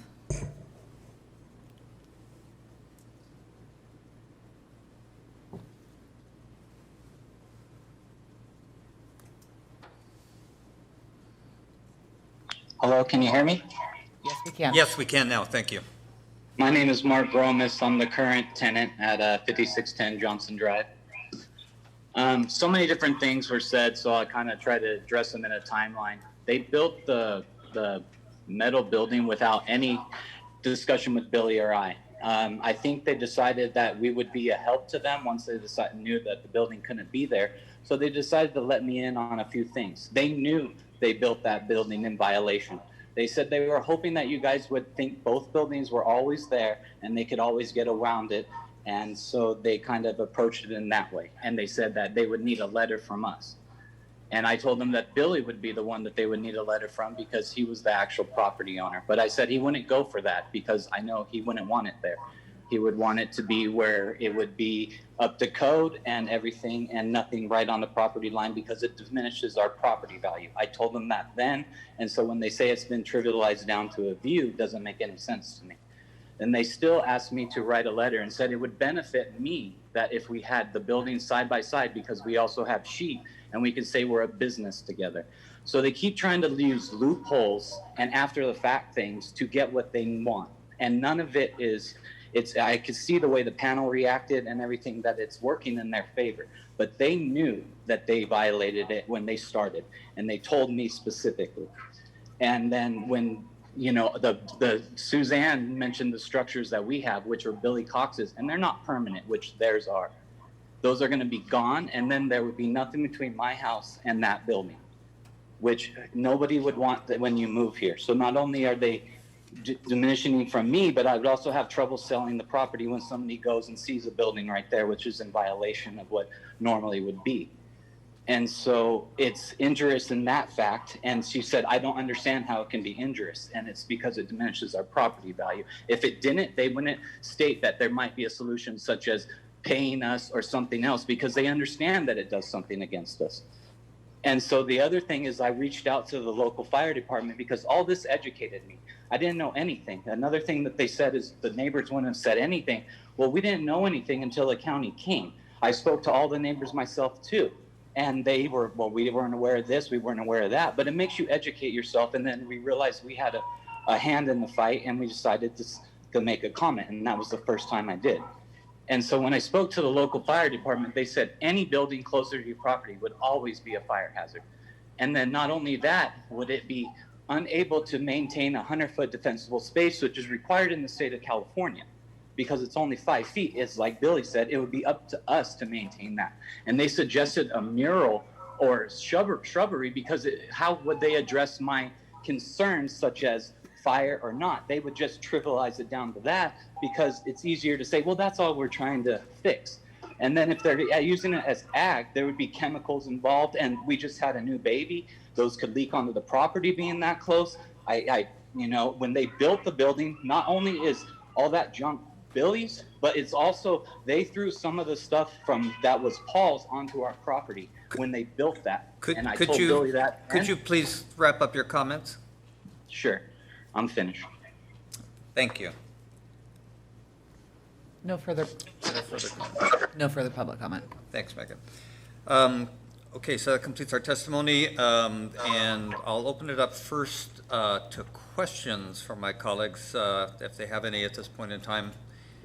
And I have one, so I'll start. Amy, do you know the distance between the property line and the closest structure on the adjacent building to the Crowley's property? So the closest structure to the Crowley's property is a structure that has been brought up several times that, I guess from public testimony, it sounds like it's Billy Cox's structure, which is, it looks to me like a couple of shipping containers with a cover over it. And I'm not sure how close that is. It's in close proximity to the adjacent property. Do you have a best guess foot-wise? I would say between 20 or 30 feet. Yeah, thanks. I was out there also, and Could you clarify? I'm sorry. What's the distance between the property line and the neighbor's house? It's about 145 feet. And then there's also a structure in between? Correct. Yes. Okay, thank you. Right. Yeah, so both of those actually were my questions, so you covered them both? Thanks. Okay. Bonnie, you have our next. That was my question. That was it? It was the distance between the homes. Actually, and my second question is, and I don't know this, and I don't know if the renter can answer the question, but the building was being built, a year or so ago, correct? The new building, right? And at that time, were there any concerns with that building being built by the neighbor? I don't know. Do you mean expressed by the neighbor? Expressed by the neighbor, because the building's going up. We're doing some work in my yard, and my neighbor's watching every move, and he's asking questions, and we're telling him about it. And so my question is, did the neighbor bring up concerns during the process with the building being built where it is? And I don't know if the neighbor is there. Mark, you're the renter, if you can answer that question, or. Can you still hear me? Is that Mr. Cox? So that wasn't the original structure they built. They put on 2 storage containers with a roof structure comparable to what we have. And then that blew over the first year, and the roof, they couldn't repair it. And so then after that, they put up the metal structure really fast. It wasn't, they were like, oh, we're just using this for storage. The reason they built the metal building was the county came out and looked at something else on the property, and they pointed at their trailer and said, who lives in that? And they said, oh, we do. And they said, well, you can't if you don't have a permanent structure here. So they built that building to hide their trailer. They specifically told me that. And I failed to mention it because they've said so many lies about what I've done and my involvement in it. It's hard to not be emotional about it because I'm like Billy is. We didn't bring up the fight. You guys asked our opinion. You posted something and said, here's public comment. And that's when we gave our public comment. And then at the time they built that structure, I was having work done here, and a contractor said, the county's going to see that and they're going to take up issue with it, which is exactly what happened. And like I said, this process educated me. I didn't realize I had a voice and I could just go somewhere and say something. I'm not a complaining person. I kind of am busy and go about my life. My wife was pregnant. We just had a baby. And so once it became my voice could be heard is when I exactly said it, and I educated myself and learned even more how hazardous it is to me. Thank you. Did you have others? No. Cindy, then Suzanne. Amy, I'm going to ask you, but I may ask EJ, because I want to go back up to the higher level of why we have setbacks. What is the purpose we hope to achieve with setbacks, and maybe we could talk a bit at that high level first, and then go into the specifics.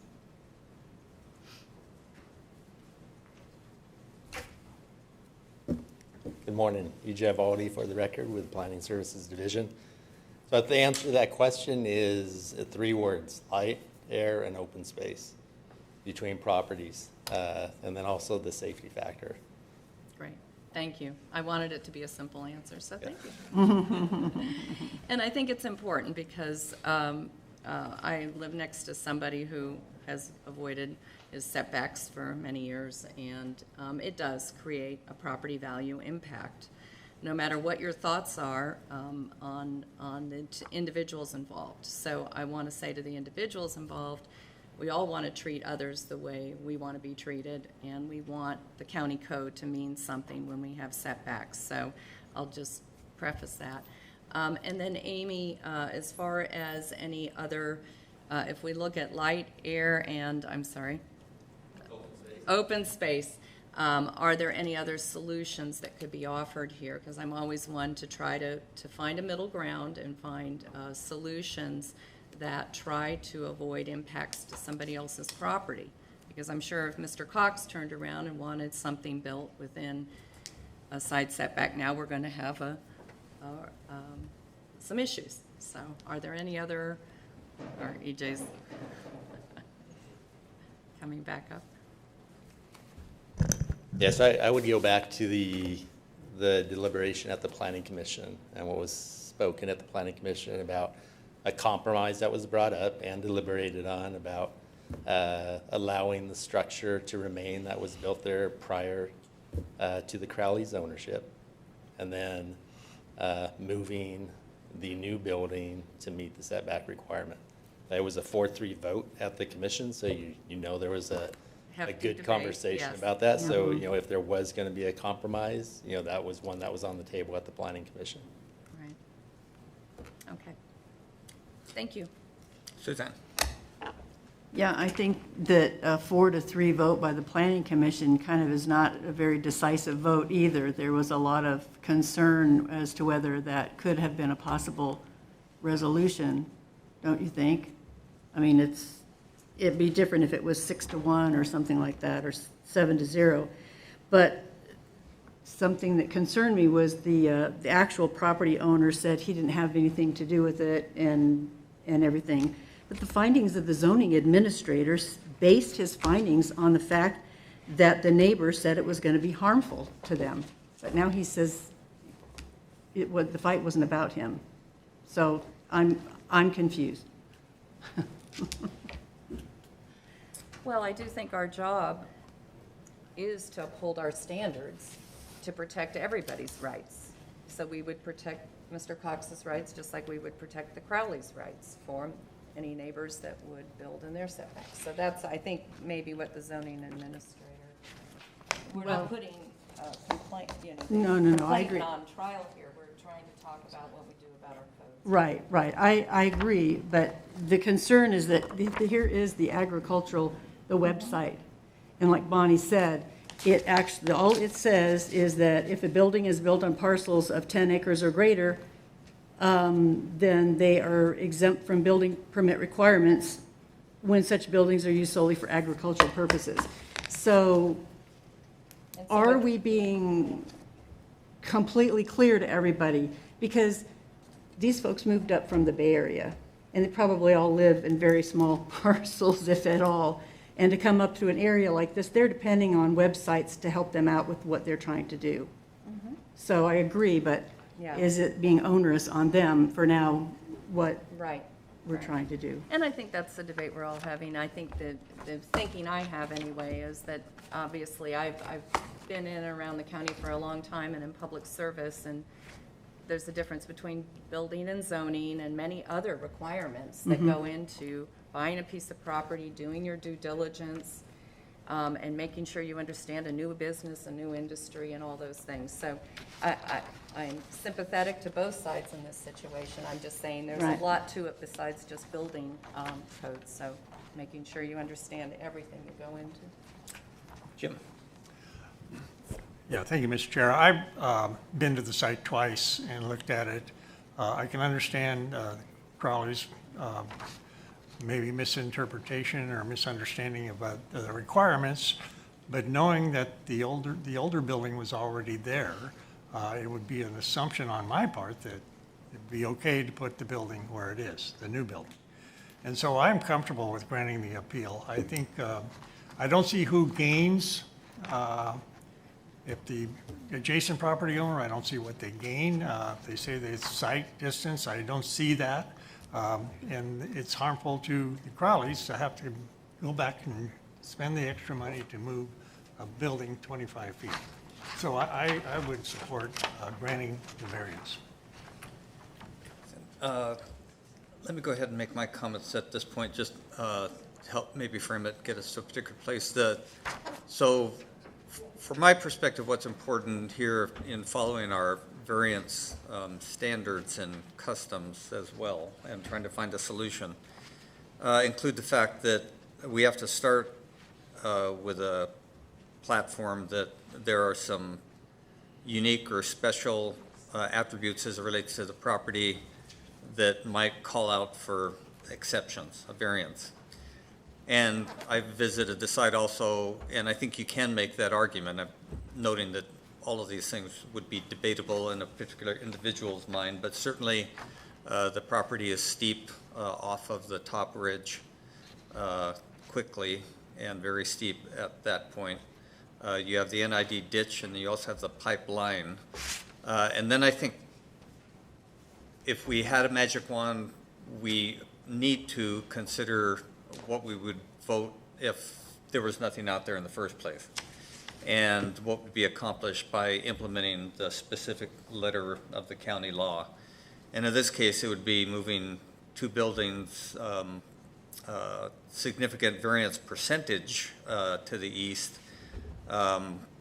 But as it relates to the most significant impact, the visual impact on the adjoining neighbors to the west, I don't see it changing much.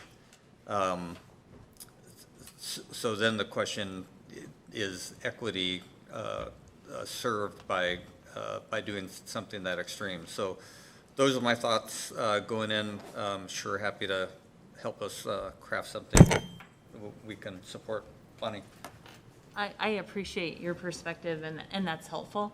You know, I heard the gentleman say, well, enforce the rules, which, right, we do need to have rules, and those are important as we try to govern and deal with property rights.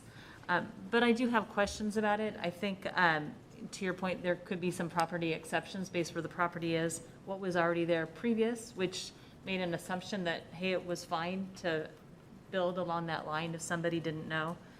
I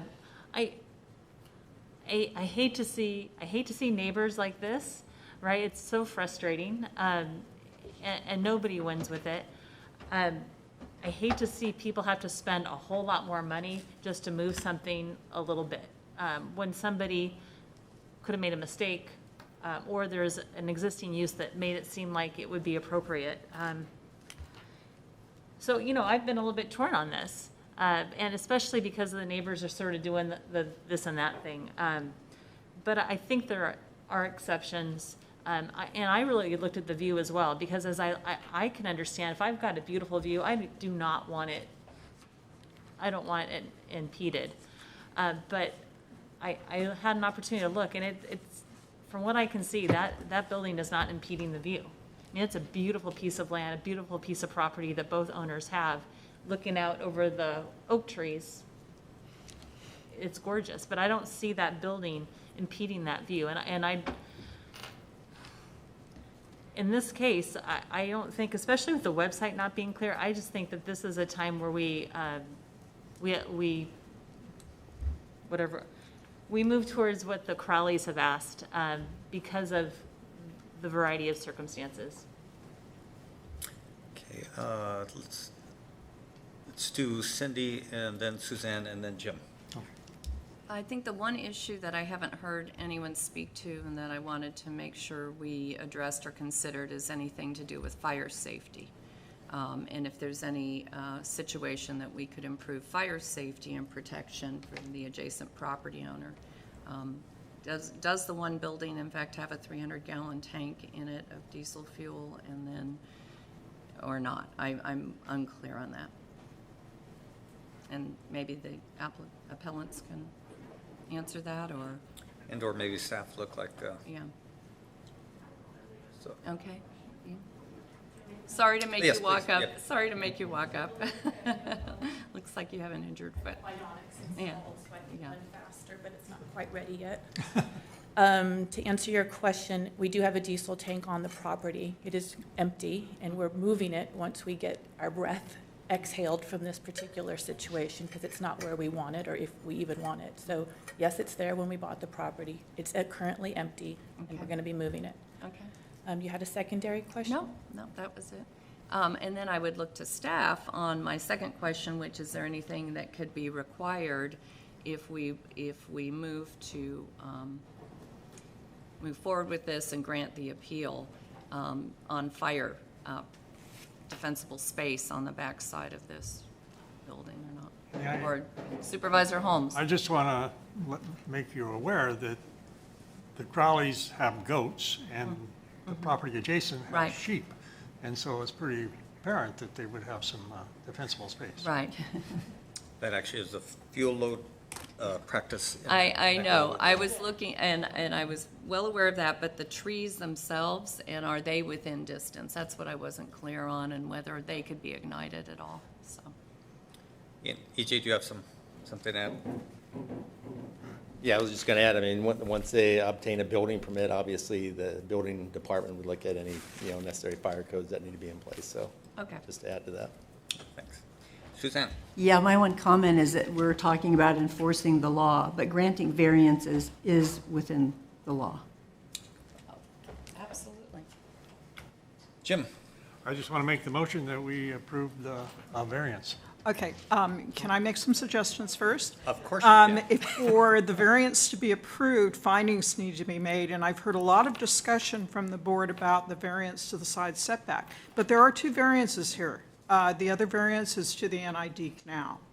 I don't know if any board member wants to make any kind of comment so that we can incorporate that, because the process here would be that if you want to grant the appeal, we're going to have to continue this in order to make CEQA findings and to articulate the findings that are required under both the Government Code and the Planning Commission to support the grant of the variances, and to also identify any necessary conditions of approval. So if there are no comments about the NID canal, I do believe I saw something in the staff report that NID was supportive of the reduction. We can stick with that, but I wanted to give that opportunity to the board to make any comments about those particular setbacks. Thanks, Karen.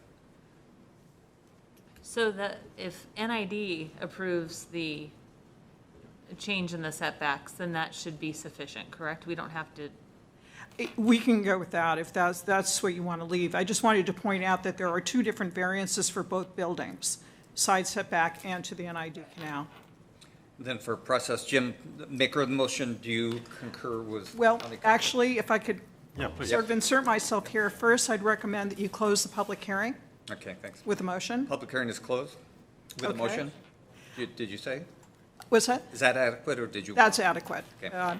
Then here's my suggestion, if you don't mind, Supervisor Holmes, is that you grant the appeal and direct staff to return with the CEQA determination with findings to support the grant of the variances consistent with board comments and any necessary conditions of approval, and ask the clerk to set the date and time certain for the return for this variance for final action. So this is actually a tentative action, and you will make your final action when it comes back to you. Did the clerk get that? Okay, then I'll make that motion. And we based on can, County Council's. And then if there, second? So motion, Holmes, second, Jones, and Megan, do we have a date? we do, so we're going to go with March 9th at 9:15 a.m. March 9th, 9:15. Okay, let's is there any further discussion? Yeah, I just, my further discussion would be, I understand, I think where the votes are going on this, and I want staff to be aware. I appreciate the hard work and the Planning Commission's efforts on this, because in fact, our codes and our ordinances are written for a reason.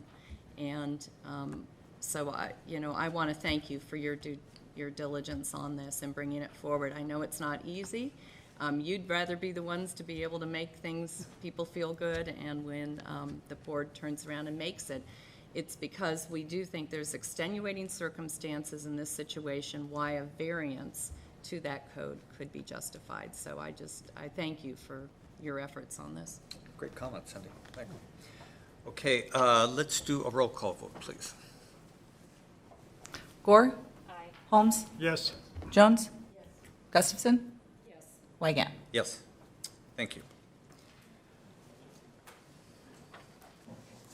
We will take up our 11 o'clock timed item. It is exactly 11 o'clock, which is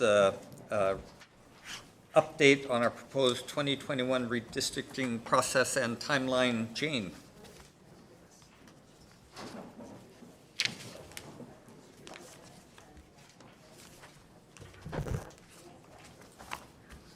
Good morning, Chair Wygant, members of the board. Pleased to be here this morning, Jane Christensen from the County Executive Office, as a follow-up to your January 26th discussion with regard to the county's 2021 redistricting process and timeline. As you know, just a bit on redistricting background, the county is required to redistrict its supervisorial districts every 10 years per the latest census. This is governed by California Elections Code, which establishes basic redistricting criteria and process to guide the board's efforts, as well as recent California state laws, which really underscored the need for these processes to be data-driven and transparent to our citizens.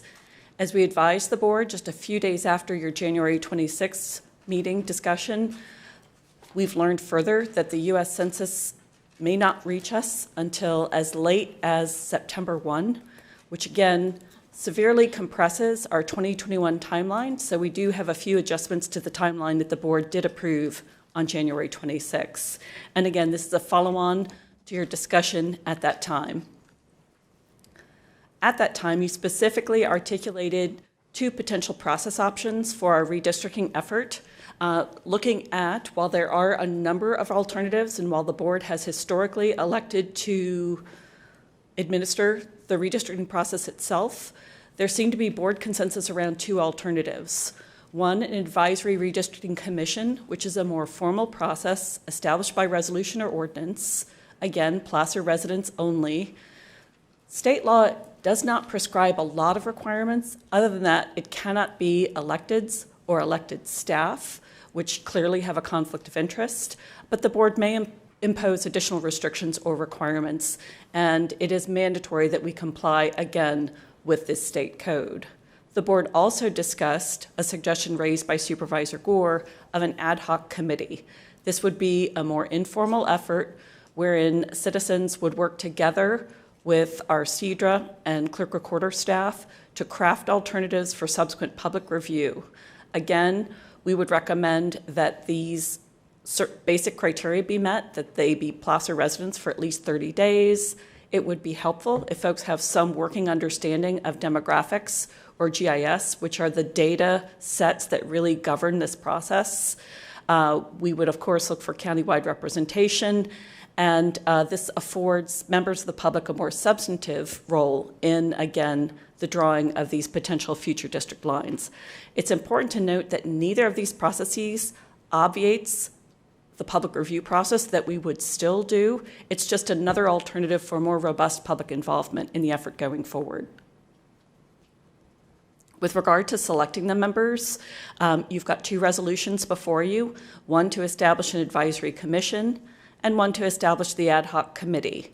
In one case, it would be the board approving establishment of this commission. In another, it would be the board approving the criteria, as it was discussed that staff might select members of the ad hoc committee. The process, again, is defined by the local jurisdiction, defined by you. And among staff, as we were bringing this item back to you, we thought that rather than advertise, which has been a challenge for jurisdictions like Roseville, we could potentially turn to an existing body if the board so chose, such as the 2019 Charter Review Committee or the Planning Commission, again, bodies that are already established, bodies that already have an administrative infrastructure to kind of help guide them in their efforts, who have an understanding of the Brown Act and other requirements, again, in order to kind of keep this process moving with this compressed timeline. But of course, there are other options as well. The timeline. This is, as you see, has some overlap simply because the indeterminate nature on when we will get the census data. We historically have gotten it in late March, early April. We were on January 26th, we had heard perhaps as late as June. A few days later, we heard it may not be completed until July 31st, which then goes to the state. The state has 30 days to make its adjustment and review, meaning it would not come to us until September 1st. While that is, of course, concerning, I think we can take heart from the fact that we do already have preliminary data. This is from the 2019 American Community Survey, which is also a U.S. Census product. So we can begin this work with this preliminary data, which is only a year off, get as close to final as possible, and then refresh it once we have the 2020 final data in hand. So we would expect, again, this preliminary review, as well as community input and review to happen over the next 6+ months. Craft and inform preliminary map alternatives that we would then bring forward to the board and the public in late summer, early fall. Again, along the way, conducting the requisite for public hearings that are required by law. All of this culminates, of course, with a deadline for final board adoption by November 15th, and that is so we have 30 days to be effective before the state's December 15th deadline, which it needs to have in order to set the table for 2022 election filing. So that's our timeline at a glance. The decision before you today is essentially which process would the board like to advocate for with regard to our redistricting effort, a commission, which is Resolution A, included in your packet, an ad hoc committee, which is Resolution B in your packet. What are the board's thoughts on selection and appointment of members, again, by the board or by staff, as was suggested on January 26th, and approval of the timeline. So I will bring it back to the timeline, since I suspect that is the primary concern, and then leave it open for board discussion. And I know Clayton Cook from County Council is also here with me to answer any questions that the board may have. Thanks, Jane. So, great presentation. The first thing we will take up is the timeline, if that's acceptable to everybody. And if it's not, of course, we'll do whatever three of us want. But Jim, you have your light on. So we need to make a motion on approving the timeline, or? Yes. That is correct. The timeline the board approved on January 26th was amended once we learned about the later census data. So we want to replace it with this new timeline, which again reflects that delay in our proposed process, just so the board has its fingerprints on the process, as well as, again, any body that may be part and parcel of this redistricting process. Thanks. Clayton, Karen, do you have anything to add to that, or is that no adequate? Okay. I'll make a motion on the timeline so we get that piece of this done. I'll second. Okay, we have a motion to second, but first I want to open it up to the public. We have motion, Gustafson, second, Holmes, I think. Yeah. And now we'll take public comment just on the timeline at this point in time, please.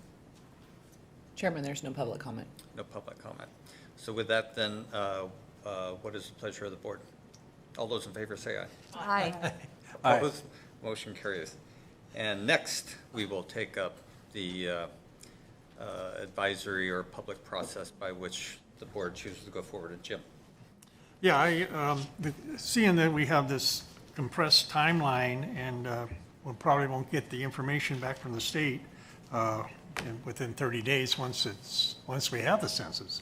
I don't see why we wouldn't appoint the Planning Commission, since they already have the apparatus in place. They have all of Brown Act rules, and they also are engaged in the public policy process. So I don't see why we wouldn't appoint the Planning Commission. It would save a lot of work from trying to find people that would serve on an ad hoc committee. So that'd be my recommendation. Cindy and then Suzanne. Oh, sorry, I didn't know my line was on, but I will go. So I've thought a lot about our last discussion, and I've had a lot of input from community leaders and people from both sides of every issue. And then I've sought out a lot of input. And I was coming back around to not even having a committee and going back to the wisdom of a couple of you that, you know, it's worked in the past the way it's been done. But, you know, given that, and I want to hear public input on this, I want to be sure that any public process includes all of the MACs and potentially town hall forums, because a lot of people don't necessarily participate in a MAC. We have those. And then the other idea I'd had is, even though I have great confidence in our county staff, if it also would help their knowledge base if planning staff from the various cities in the jurisdictions were included in some sort of advisory role to the staff, not part of our ad hoc process, but just to make sure that they're aware of what's going on, because they'll be going through their own districting. They'll be very familiar with neighborhoods and the demographics and the population. And again, it might just be that extra outreach that we've been talking about and wanting that openness and transparency. And to Jim's point, I kind of arrived back at that idea, although I'm still open to hearing other suggestions, that the Planning Commission is already vetted. They've already shown themselves in public and making decision processes and filled out their forms. They're the people we rely on heavily for planning decisions and upholding our statutes. So I think there's merit there. There's also merit in others participating. So I'm open to hearing what others have to say. Thank you. Suzanne?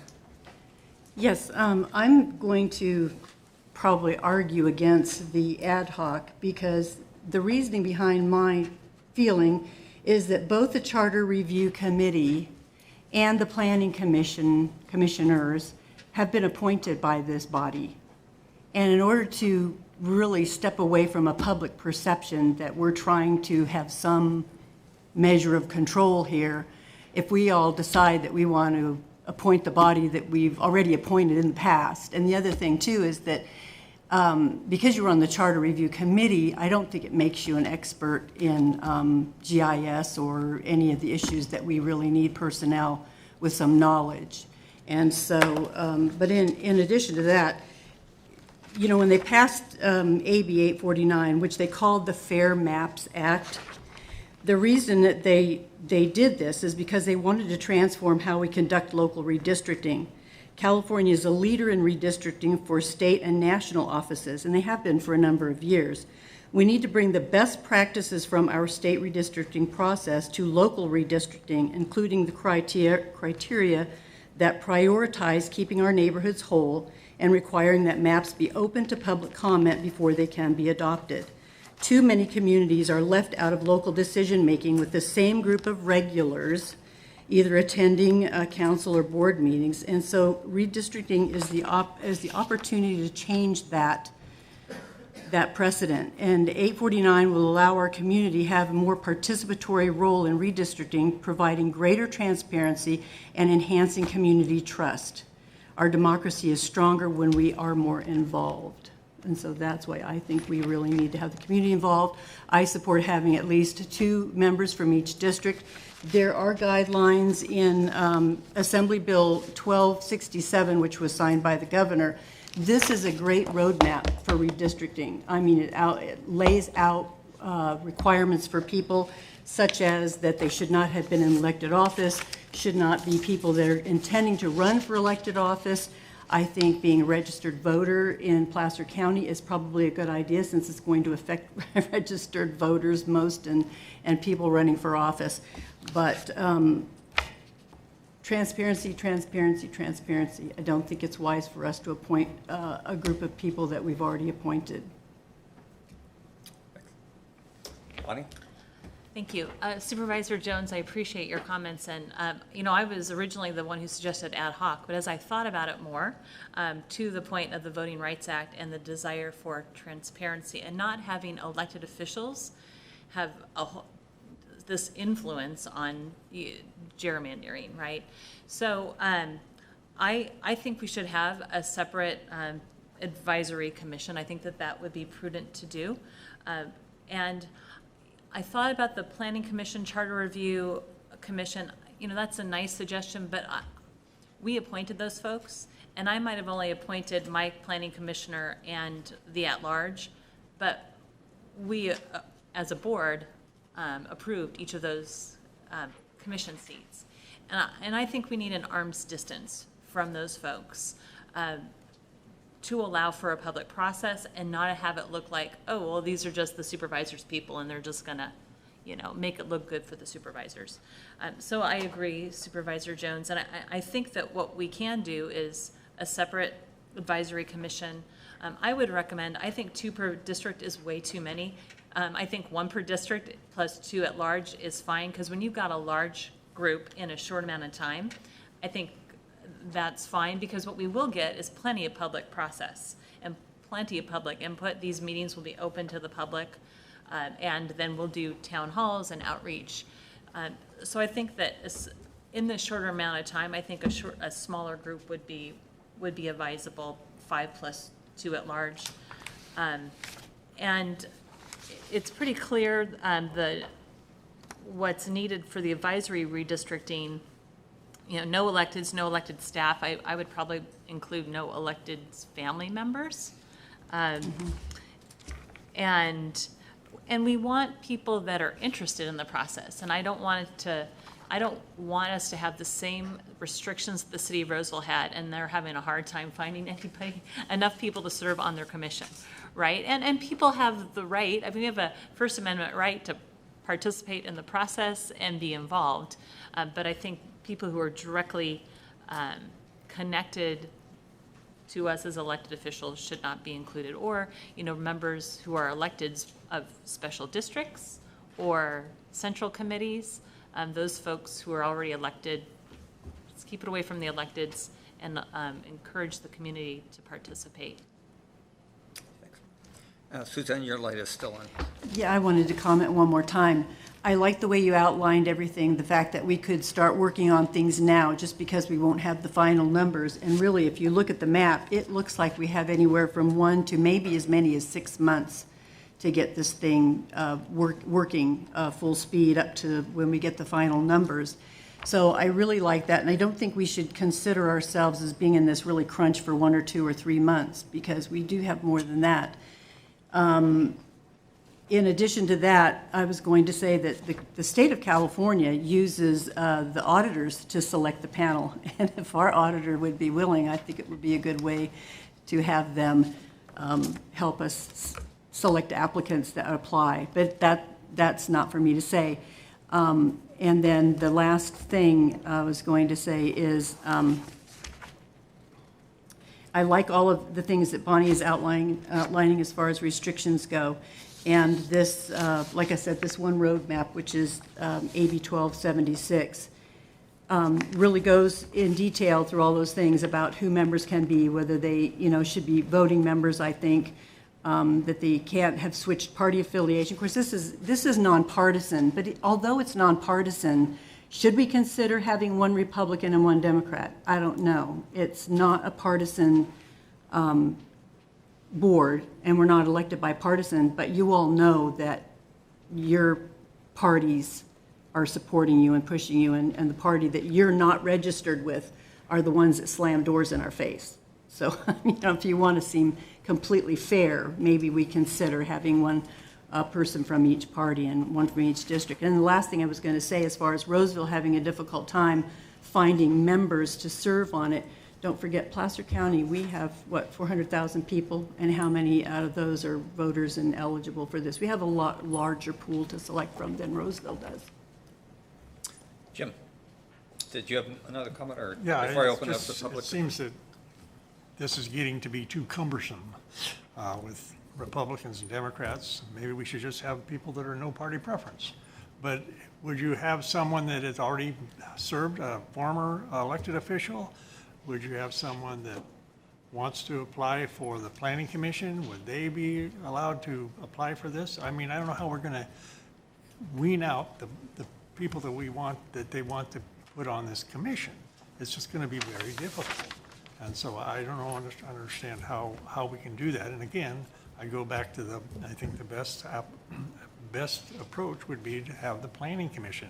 It's someone that represents, each planning commissioner represents a supervisor, and then we have 2 at large. And so I don't know why that wouldn't work more efficiently. Bonnie? To your point, I agree, it shouldn't be super complicated. The requirements under the Advisory Redistricting Commission actually have some requirements, and they're not too stringent. Really, Placer County residents only, no electeds or elected staff, and then we could have some additional requirements, right? So we don't have to have a lot of additional requirements. I certainly wouldn't want it to be all Republicans or all Democrats. But, you know, regardless of party, what we want are residents who are going to think about what's going to be fair and represent areas of interest, right? That's really what we're looking for, is people who are just going to be fair and looking at boundaries and precincts and cities to put together a reasonable sized districts. So I really want to advocate for smaller, not 2 per, just because it's so much work when you've got a larger group of people in a short amount of time.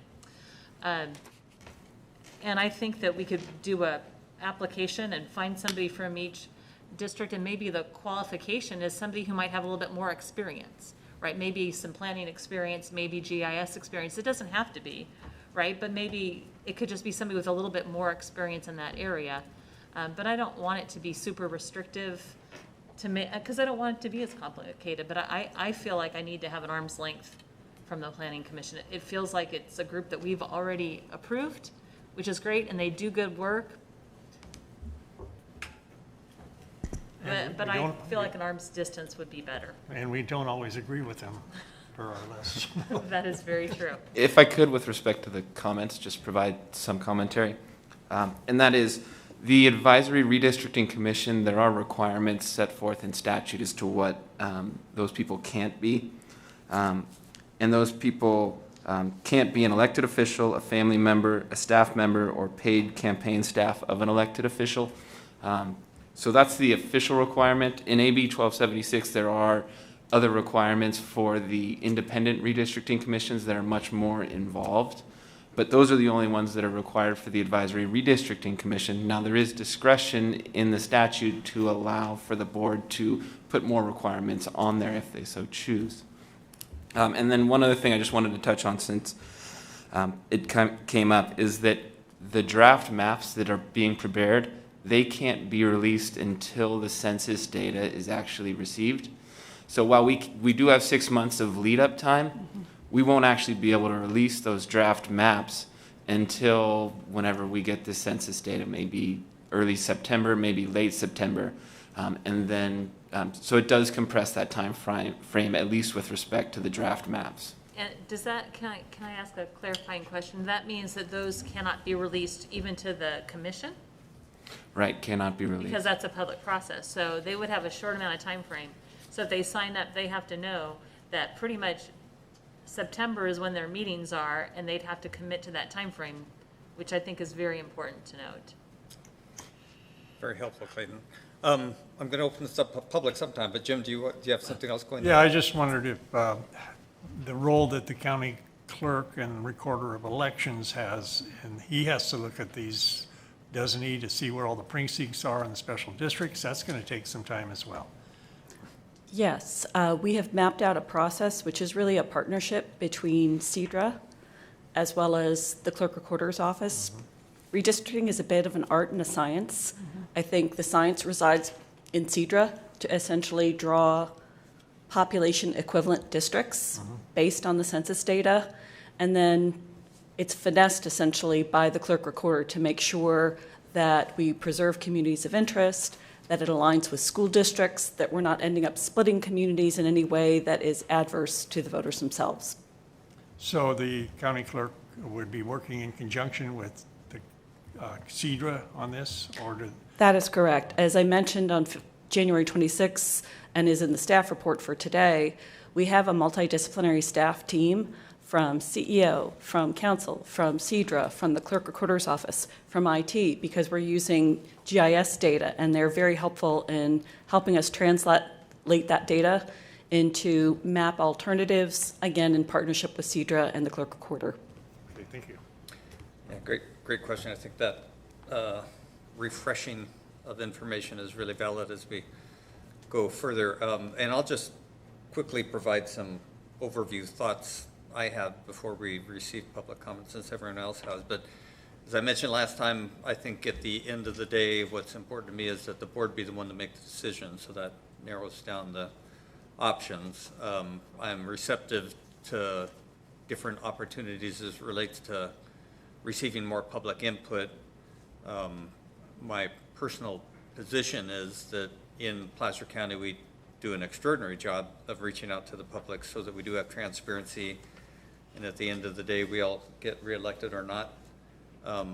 But I know that particularly today, that perception or different perception tends to become a part of our reality, and so trying to ensure and communicate that we have that transparency is very important.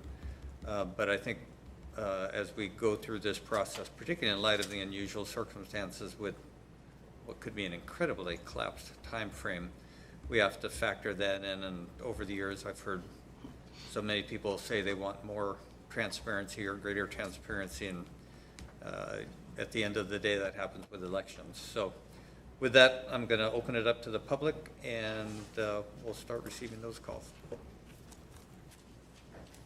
Amber, go ahead and unmute your mic and give your comments. Hi, can you hear me okay? Yes. Excellent. Hi, Amber Beckler. I live in Granite Bay. Thank you for the discussion and also the clarification on the advisory board versus ad hoc. I liked what Suzanne and Bonnie discussed about the advisory committee. I think that gives really good participation. It sounds like the requirements are less restrictive than the independent commission that Roseville is pursuing. I did have one question for council regarding paid staff. I think that was one of the requirements. You can't be an elected official. You cannot be staff or paid campaign staff. So I'm assuming that means the district aides, but I would like clarification on that.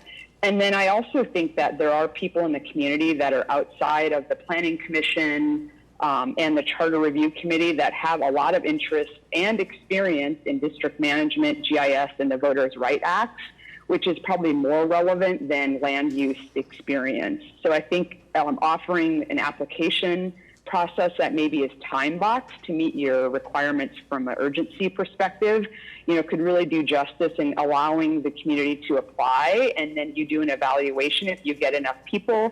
If not, maybe you decide to restrict it to, less than 7 like Bonnie recommended, or then maybe pick some other people on existing committees. Thank you very much. Thank you, and we'll get an answer from County Council currently on Sure. your question. Yes. The statute requires that paid campaign staff of elected officials cannot be on the Advisory Redistricting Commission. I would say that likely includes district aides, but there is some question as to kind of the definition of paid campaign staff and whether that district aide is campaign staff. But I would say it's likely that that means district aides could not be included. Thanks. Kathleen Crawford, go ahead and unmute your mic and give your comments. Good morning, Board of Supervisors. I am very happy to see the interest in the advisory committee. As you know, as a resident of Roseville, I was one of the people who pushed Roseville into, or encouraged Roseville to go with the independent redistricting commission, and it was approved by the voters. There's not enough time to do that at the county level at this time. So I believe an advisory commission is the very best route to pursue. There would be no reason why a planning commissioner or a charter review commissioner could not apply to be on this new redistricting advisory commission. So if they have that interest and expertise, but I agree completely that just to take a group of people that you've already appointed defeats the purpose of new public input. and it defeats the purpose of transparency. So I would really encourage you to look seriously at the advisory commission. You have a few months to get it up and running. There are less requirements, as staff counsel has advised. And so I think that that is a proper way to proceed. I do believe that that Bonnie's point, that it's going to be very truncated between September and December, that time frame needs to be very clear to the people who are applying. So I think that that is an important point, but I think that it can be done, and I think that that would serve the public interest to a far greater extent than just appointing people on an ad hoc basis. So thank you for your time and your consideration this morning. Thank you. Chairman, no more public comment. Okay, we have no more public input, so I'll bring it back to the board for direction. Just a quick question. In our other boards and commissions, county staff cannot participate in other boards and commissions for county, like Parks Commission, et cetera. Is that correct? Okay, so in this case, county staff would not be able to participate, which I think would be, I mean, in the ad hoc committee, obviously, county staff has to run the committee and do all the work.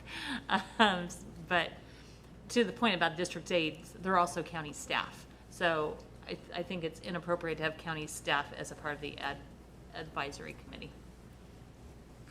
With that, I mean, my recommendation is to have the advisory commission with seven members, one from each district, 2 at large, and really just go by the advisory redistricting commission stipulations. So the formal process. The formal process. So we relinquish any vote on it. Well, no, ultimately, Yeah. this process ultimately comes back to the Board of Supervisors. This advisory redistricting maps. commission ultimately comes back to the Board of Supervisors, unlike the independent. Correct. Yes. Okay, just wanted to confirm. You have a question. So they'll come back to the Board of Supervisors with 2 maps?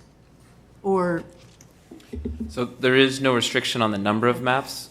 Historically, I think staff brought forward 5 maps. oh, okay. But I don't believe there's been a determination as to how many maps. And certainly your board could decide if you have an interest in a certain number of maps. Okay. And my other question is it possible for the board to make some more suggestions going by the guidelines that have been set forth on limitations on who can serve on the committee, the public committee, such as, I don't know, lobbyists and, people that have been in elected office within the last 5 years, or, some those are outlined in some of these guidelines. Yes, the only mandatory requirements are the one that I Right. mentioned earlier, which doesn't include county staff. If you wanted, you could certainly include any kinds of restrictions that you would like for members of the committee or commission. Consider. Well, and, right, if you have suggestions, because if we move forward with this is the time to do that, but we have to decide whether or not this is how we want to move forward. So that's my, I'll make a motion that I'd like it to be the Advisory Redistricting Commission, but with 5 + 2 members, so a 7-member commission. There is a motion. Is there a second? So there's a motion and a second. And Jim, your light went off and then on, and I just want to double check. You're good? It's the better part of wisdom. So we have now we have Cindy's light. So just to clarify the motion is to adopt the resolution creating the Advisory Redistricting Commission, and that particular resolution is attachment B in the staff report. Attachment A. Correct? That's attachment A, I thought. Attachment A. Is it? Resolution A. Oh, okay. It was backwards on here. Yes. Thank you. So as far as my comments, I said coming in that prior to this meeting, I'd had a lot of feedback, and I solicited a lot of feedback and really did some thinking on our democracy and the state of our democracy, and certainly the campaign platform I ran on, And actually even the vote that we just had on a variance issue. So all play into kind of our background and perspectives when we come here.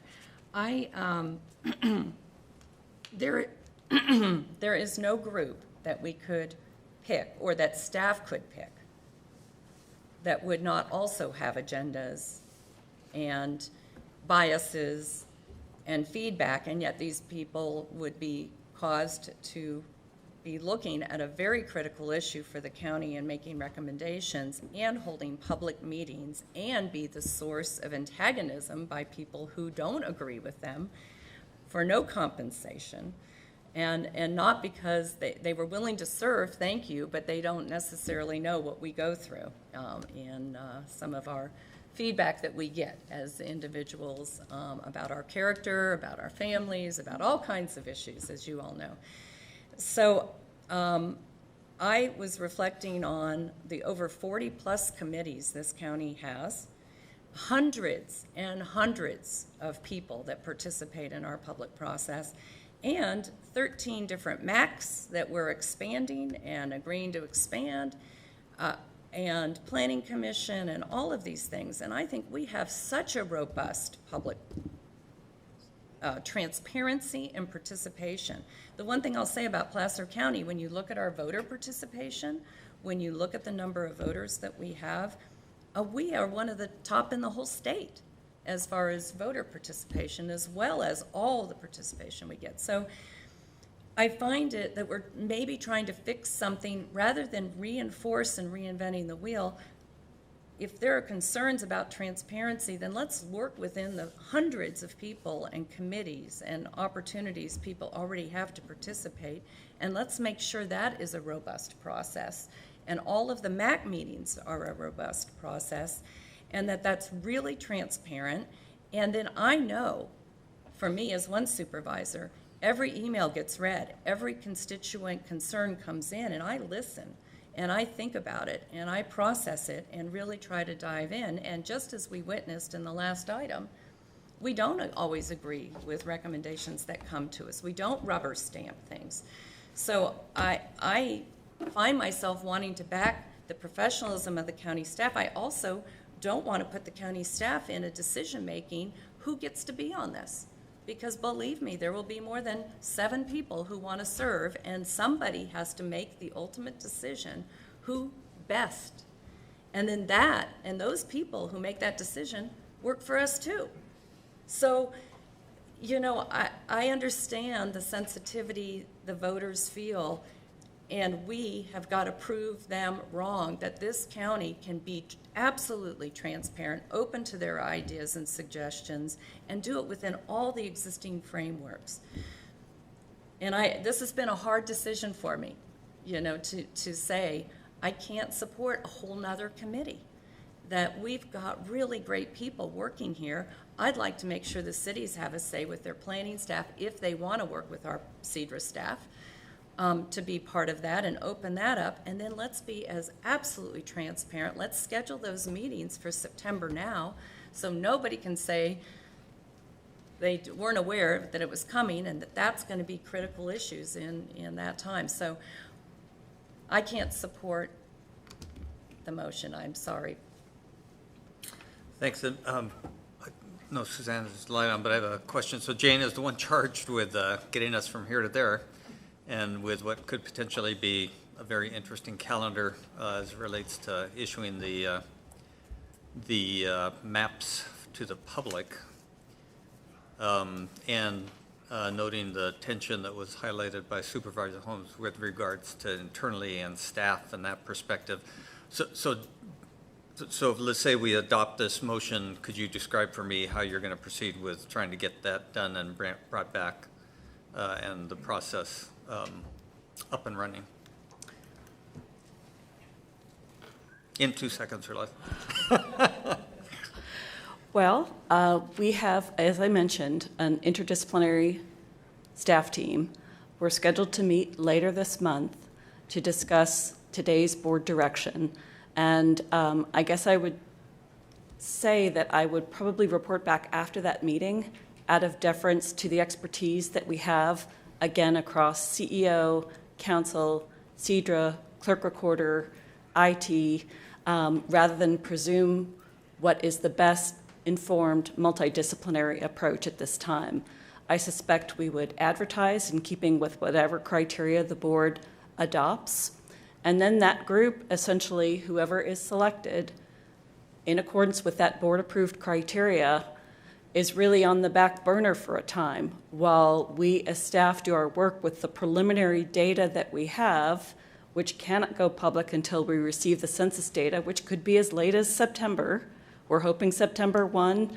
I've heard it could be later, which really sets the table for whoever is deciding this is going to have maybe, best case scenario, 6 weeks to do this work publicly. Because our backstop is we need final board approval by November 15th, so it's effective by the December 15th state deadline. On point with Supervisor Gore's question about any flexibility in that backstop, we did meet with our state lobbyists and with the Senate Elections Committee staff. There is no flexibility in that deadline because they need to set the table again for 2022 elections filing. So I just want to let certainly the board and the viewing public know that this is the hand that we were dealt by being between a rock and a hard place, that is the census data coming to us very late, the ability to only go public with potential future maps once that final census data is in hand, and the state deadline for, again, 2022 election filing. So this is nothing that we've brought upon ourselves. It's the hand we've been dealt, and we're trying to make the best of it. Yeah, thanks, Jim. Mr. Chair, I don't want to lose the fact that we have a motion on the table, but I do want to clarify for the board that you actually have two decision-making points here. The first is, do you want to do some kind of committee? You don't have to. You can go with what has been done before, which is that staff has looked at the maps, devised maps, and brought it to the board. If you do want to go with a committee, then two options have been presented to you. But the second decision-making point, which is item number 2 on the agenda, is if you go for a committee, who's going to be on that committee? That gives you the option of deciding, okay, we're going to take one that's existing, and they are going to they're going to have an additional hat that they're wearing for purposes of the redistricting. So I just wanted to make sure that was clear to the board. Thank you. Yeah, thanks. No, that's what I'm grappling with. At the end of the day, as I've mentioned, I want us to be the ones who make the decision. I don't want to delegate that. And I think we've all commented on that. So the question is what happens in between here and there. And I'll just state my personal view is that regardless who and how we appoint a committee for making recommendations to us, if someone wants to argue its lack of transparency and bias, I'm certain that they'll do that enthusiastically. So then the question is, how do we deal with that, and what's the best mechanism for making sure that, particularly in unusual circumstances, we can vet here publicly on that day clearly and concisely what we did, what we considered, how we got from here to there. Some people will be happy, others will not, but I want that to rest on us because I think that's why we were hired for those jobs. Absolutely. So with that, I'm going to go Jim, Bonnie, Cindy, and Suzanne, just because that's the way my eyes went to the buttons. Okay. Thank you, Mr. Chair. I go back to the Planning Commission idea. They can have workshops, they can have comments. We can take this to the Max. The Max can make comments.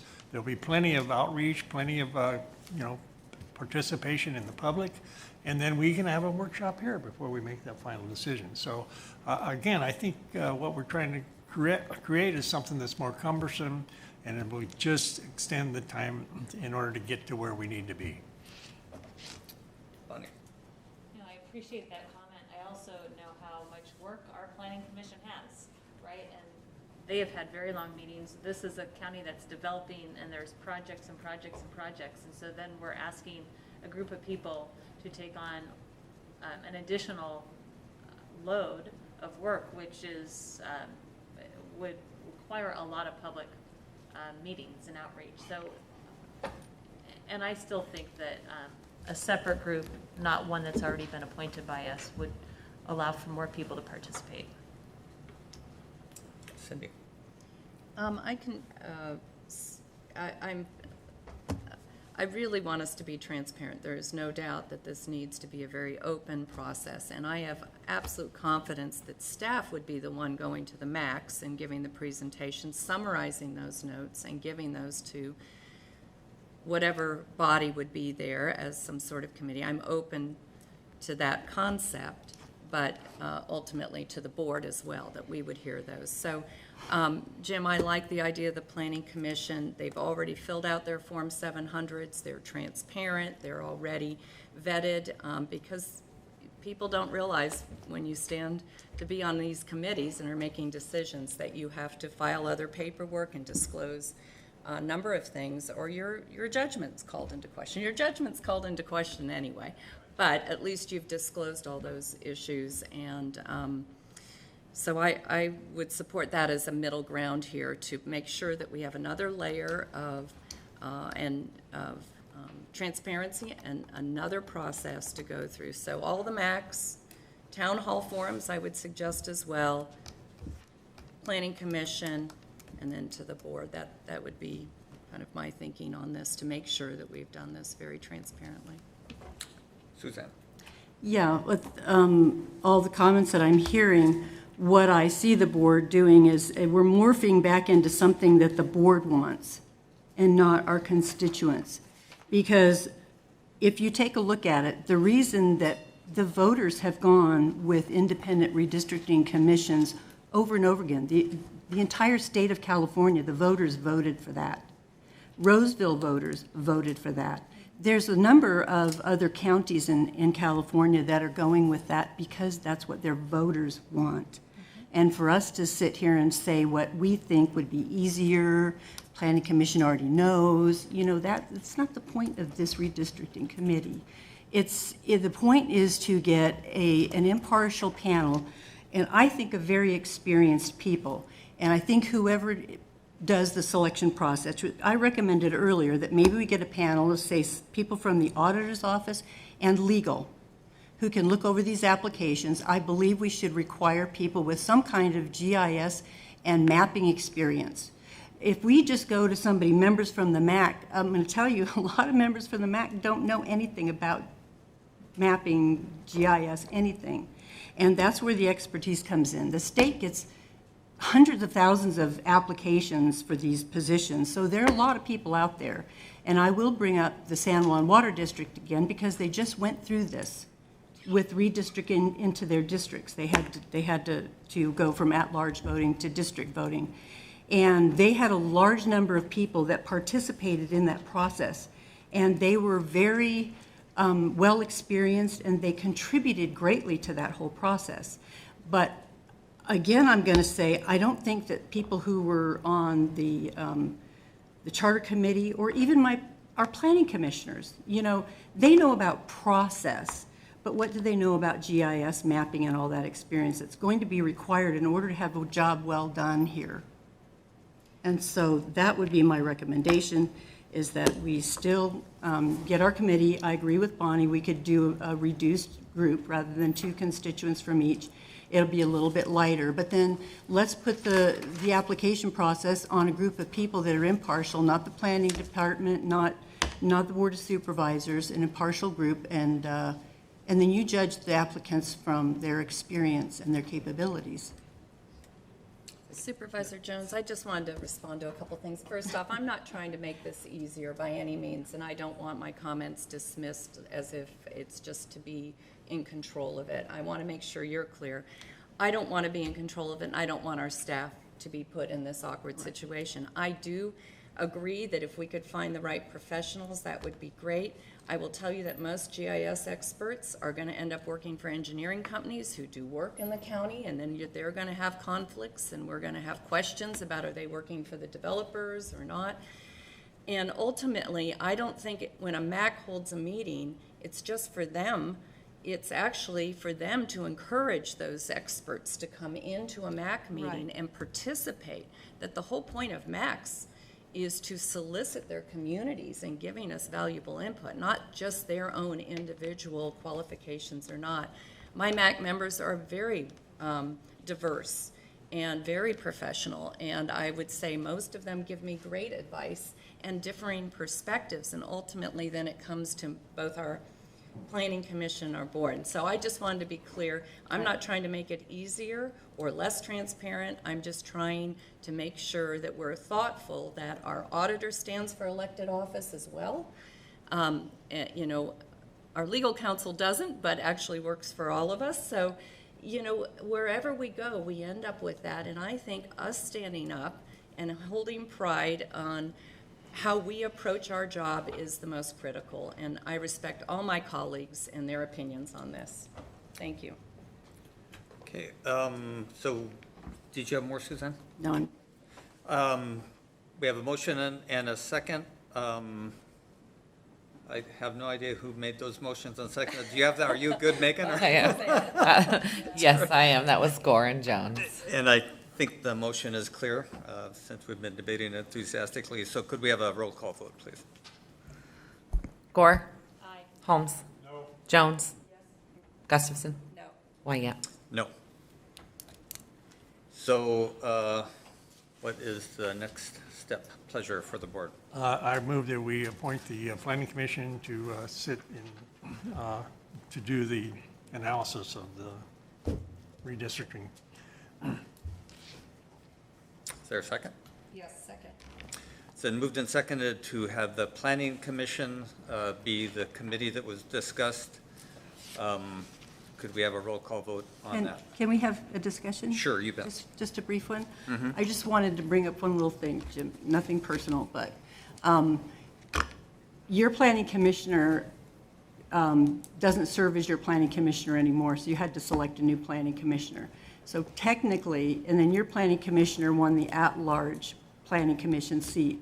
So technically, two of the commissioners on the planning commission have been selected by you, one in the past and then one in the present. Whereas we all have one planning commissioner selected by us on the planning commission. Does that make sense? We all approved the at-large positions. Right. Based on their qualifications. And so for the individual you're speaking of that is now the at-large, that gentleman is. Oh, I agree. This is nothing about the gentleman. This is nothing about the gentleman. Well, I find that their decisions are objective and rational and not political, and that's the greatest thing about this county. Again, I stand by the integrity of our commissioners. If maybe I could add, so let's say we went through the process that was discussed and did not pass. At the end of the day, I may have strong feelings one way or the other about somebody or some people that end up on that committee. And I get 1 of 5 votes. I'm comfortable with the planning commission. I can't envision this new committee having any better transparency than what is practiced here in Placer County. So we might find a group of people that I've never heard of before, and that everything I hear about them is great, but likely not. But what's most important, I think, is that when the board votes to adopt 5 maps in a map for new districts, I'm the one who gets criticized for my vote or not. I was the one who got here, and it's important for me to listen to my constituents, but represent them as best as I think is important. And that's what I want most. That's why I want us to have that final decision, because I want us to take responsibility for that decision. So in light of everything, I think that perspective, explaining that, hopefully it's helpful to us and our constituents. So my only other comment would be, how are we going to bring our constituents in to be involved in this process in some manner? We will have public hearings. I think all of us accept public input to the fullest extent that's humanly possible, including weekends and late nights and early mornings. And I think at the end of the day, we will hear that, and I'm sure that will be publicly vetted in a variety of ways, and then we'll vote. And we will then, after we vote, have to explain how and why we voted. So to me, after 26 years, that dynamic has, I think, served this county very, very well, not just because of me as one supervisor over the years, but because of all of us taken together and with that dynamic of staff bringing forward the expertise that we need and rely on so much. So hopefully that answered your question, I guess. And I tried to identify what my thinking was, but please weigh in on that each of the MACs, it's not just a public hearing, that there's working meetings of the MACs, as well as at least 2, maybe more town halls, because then again, you can take that public comment and report it back to these groups. Then you have Planning Commission has a Brown Act requirement for open public meetings, and of course the board. So that would be the minimum, is 1 pass at each of the MACs and these larger town halls. Maybe the larger town halls to capture the broad picture, and then you go to the MACs, because they're the ones who may dig into specific areas, Suzanne, for feedback on a community alignment. And sometimes I wonder if we're making too much of it, because in the end there won't be that many disputes, but we need to be prepared that there could be disputes and challenges. So we want to make sure we're open and transparent. But that was just my thinking, and appreciate any other input on that. But the town halls have been very effective during COVID for us to be able to reach a very broad group and get a lot of input. I've actually had better meetings with more participation at town halls lately than I have at MAC meetings, because we haven't had many MAC meetings. If I'm not mistaken, though, we're legally required to have a number of public hearings, correct? For public hearings. In addition to Right, what I just talked about, the required, that was just additional. Yes. Well, and one thing Supervisor Gustafson noted, I think it's also important to know that we're not quite sure at what point we will be in this COVID crisis. So it could well be that a lot of these meetings are held virtually. It's just hard to presuppose where we'll be come September, October, which is when this public process will take place. Right. Yeah, thanks, Jane. Okay, Megan. Mr. Chair? Yes. May I clarify the motion? Is the motion to adopt the resolution creating the Advisory Redistricting Commission and directing the Planning Commission to serve as that commission? Okay, thank you. Thanks. Thanks, Graham. Roll call, please. Gore? No. Holmes? Yes. Jones? No. Gustafson? Yes. Wygant? Yes. Thank you. So we will now take up department items. It is 12 o'clock, right?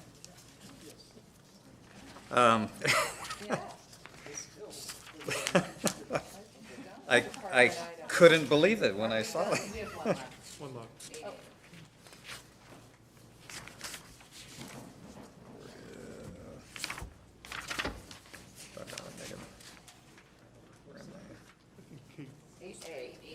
Thank you, I finally found it.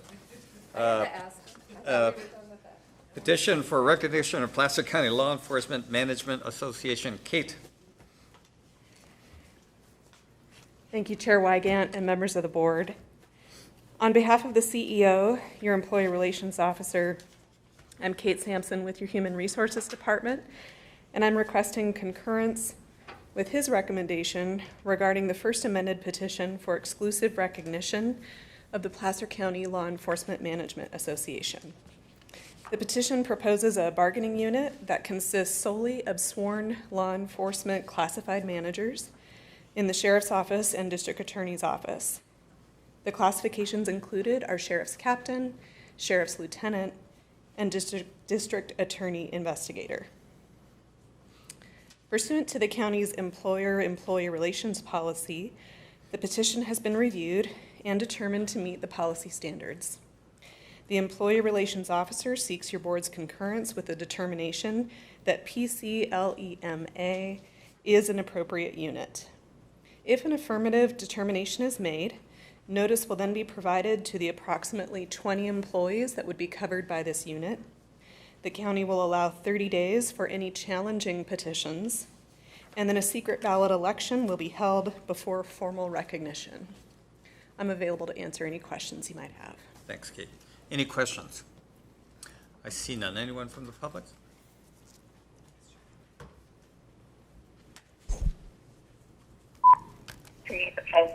Caller? Can you turn your audio off in the background, please? Yep. Okay, go ahead and state your name for the record and give your comments. Yeah, my name is Jeff Swearingen. I'm the president of the Placer County Law Enforcement Management Association. Good afternoon, Chair, members of the board. I'd like to speak on behalf of the Placer County Law Enforcement Management Association, otherwise known as the PC-LEMA. On behalf of the PC-LEMA, I'd like to thank the CEO and HR for bringing this item in front of the board, and thank the board for their support. My comments will be brief, and we wanted to offer information regarding the purpose of the PC-LEMA. Public safety managers in Placer County have very complex job duties. Besides the day-to-day operations and supervision of personnel, our role with the county is to mitigate risk and reduce liability and exposure to the county while providing the highest quality of public safety service.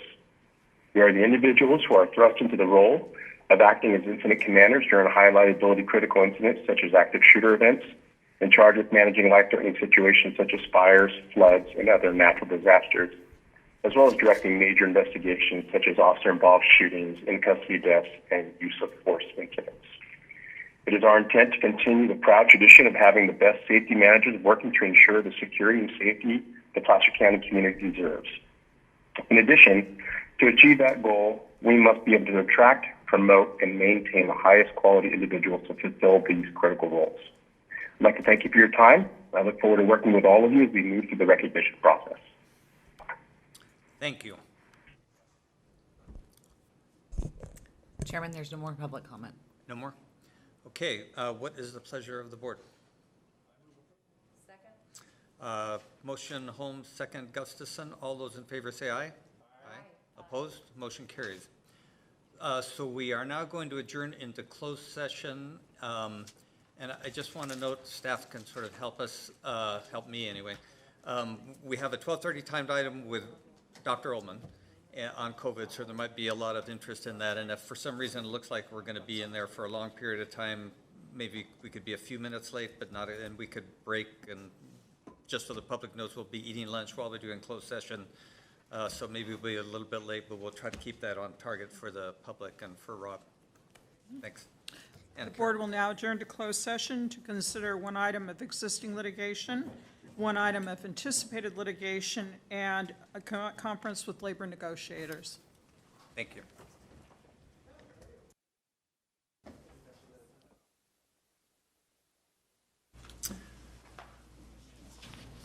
Okay, the board has returned from closed session and county council will report out.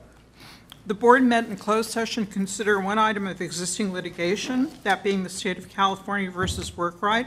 The board heard a report and authorized settlement.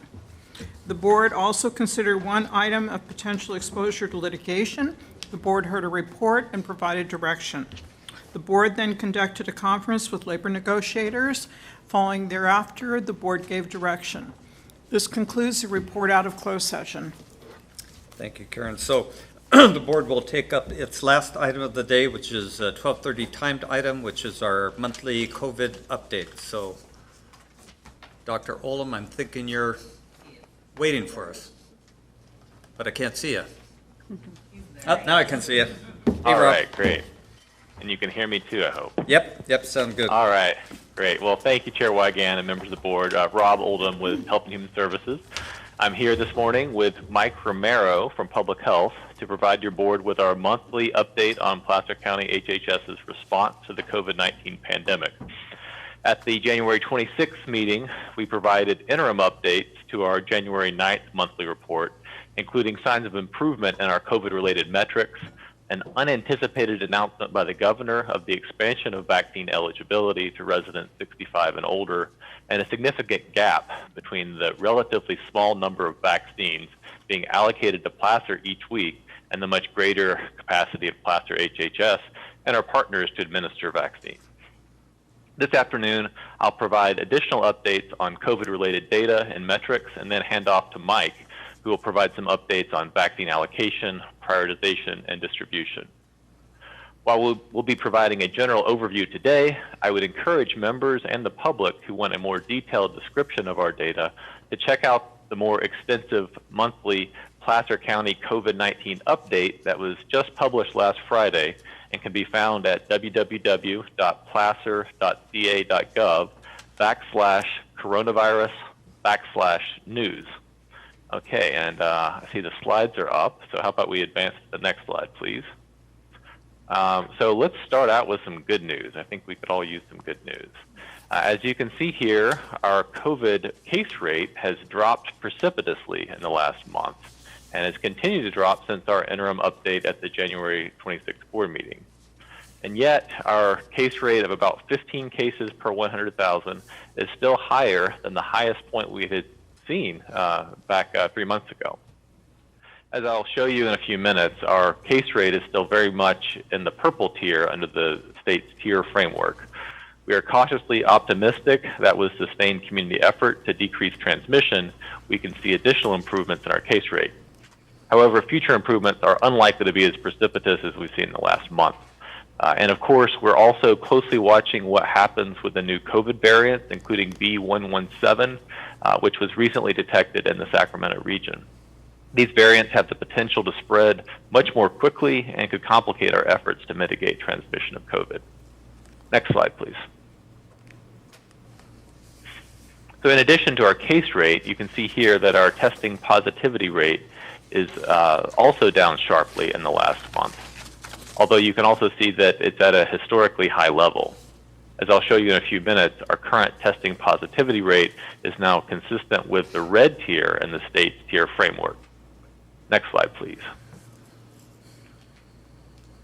Okay, how about some more good news? As you see here, our hospitalizations due to COVID are also down sharply from a peak of 208 back in late December. Our hospitals remain very busy. In fact, this is usually a busy time of year for them, but at least they aren't overwhelmed with COVID cases like they were back in December. And while staffing in healthcare is always a challenge, it doesn't seem to be quite as impossible to staff as it seemed just a few months ago. One thing that seems to be helping is that virtually all of our healthcare workers have now been offered a COVID vaccination. Again, Mike will talk more about vaccines in just a few minutes. Next slide, please. So similarly, the number of patients in our ICUs, you'll see here, is due to COVID is down, although not as sharply as hospitalizations overall. It's interesting to see the proportion of patients in our ICUs who are Placer residents appears to have dropped even more sharply. Next slide, please. So it's sobering to stop and think about how many people have died from COVID and the impact those losses have had on our world, our communities, and on the families that they left behind. I think especially hits home as more and more of us now know someone who has died from this terrible virus. It's so sad to think that we lost 48 Placer residents to COVID just in the month of January. And yet, I guess there's a silver lining in that we were projecting back in December that this number for January might be over 100. Next slide, please. Okay, and the last slide before I hand off to Mike to talk about vaccines. As promised, here is where we stand in the state's tier framework. As stated earlier, our case rate is still solidly in the purple tier, but our testing positivity rate and health equity positivity rate are now in the red tier. As a reminder, the state's tier framework allows counties with their testing positivity rate and the health equity positivity rate, both 2 tiers better than their case rate, for 2 weeks in a row to accelerate 1 tier ahead. So in our case, if both our testing positivity rate and health equity positivity rate were orange for 2 weeks in a row, then we would be eligible to move into the red tier. People are constantly asking me if and when we'll be able to move into the red tier. This is tough to predict, especially because there are so many variables that could impact this, including the new virus variants, as well, and how well we as a community are able to maintain masking, distancing, and other critical virus mitigating behaviors. However, this one thing I will predict, if we do eventually move into the red tier, it would likely be if both our testing positivity rate and health equity positivity rate were moved into orange. The good news is, with our investments in testing, contact tracing, outreach to less advantaged neighborhoods, and robust and equitable vaccine distribution, I think we're well positioned to at least make a run at it.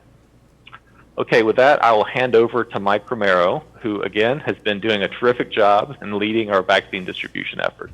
There are just so many variables coming at us that seem to change almost every day.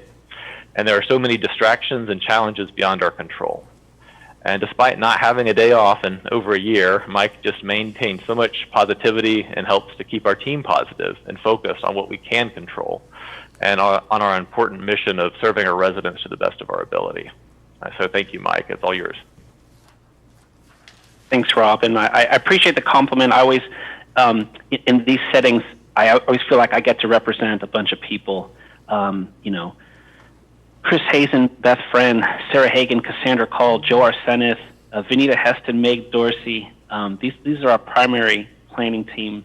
And of course, Katie Combs-Pritchard, Raul Martinez, and Rob Oldham. These are the folks that get all this done together. And so I appreciate the thanks, Rob, but as you know, there's a whole bunch of people who deserve credit for the state that we're in right now. So with that, if we can go to the next slide, please.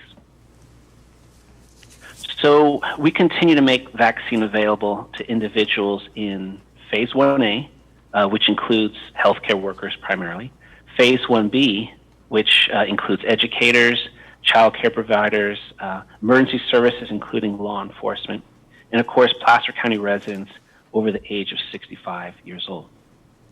Next slide.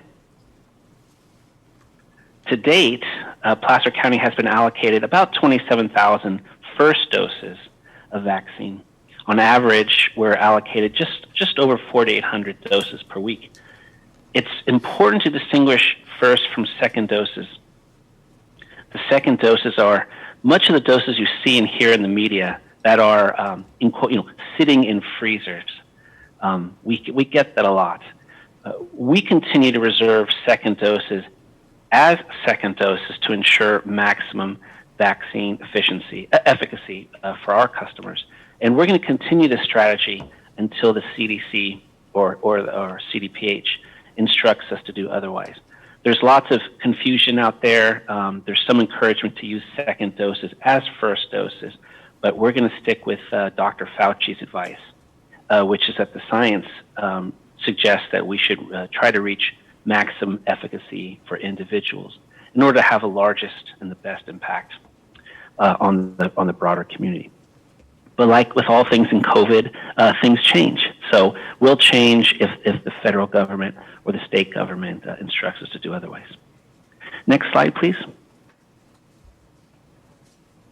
So to date, we've distributed a little over half of our allocated vaccine to our healthcare partners. And this is imperative to the continuity and sustainability of our vaccine campaign. No one organization can do it alone, nor should it attempt to. We're fortunate to partner with Sutter Health, Kaiser Permanente, Tahoe Forest Health System, Western Sierra Medical Clinic, Safeway, Save Mart, and this week Walgreens will get involved in administering vaccine at one store so far in Roseville. This week, we allocated vaccine to several primary care providers in Lincoln, Auburn, and Rockland, as well as Remedy RX Pharmacy and Compounding in Roseville. So it's nice to get new partners engaged. It should also be noted that the Chappaday Indian Health Services has administered about 1,300 doses to staff and their patients. Of course, Chappaday receives their vaccine directly from the Indian Health Service and isn't counted in our numbers for the county. Most of you know that Sutter Health has consolidated vaccine administration to a location in Roseville. Kaiser Permanente will soon consolidate vaccination at Sierra College in Rockland. And I will remind everyone that for all of these vaccination efforts, between the pharmacies, the providers, the county, and our hospital partners, that these are all by appointment only, no walk-ins. And this is really so we can manage the response with some efficiency, with some order. We don't want to see long lines early in the morning in bad weather to get a vaccine. So expect appointment only at all of our partners. And the last slide, please. Okay, so this week marks our 6th week administering COVID-19 vaccine at the grounds in Roseville. We've administered well over 15,000 doses at the grounds during the month of January. During the first week of February, we administered nearly 4,400 doses, and yesterday we administered the most vaccines that we have administered in a single day at 1,155. Just kind of fun to hit new milestones.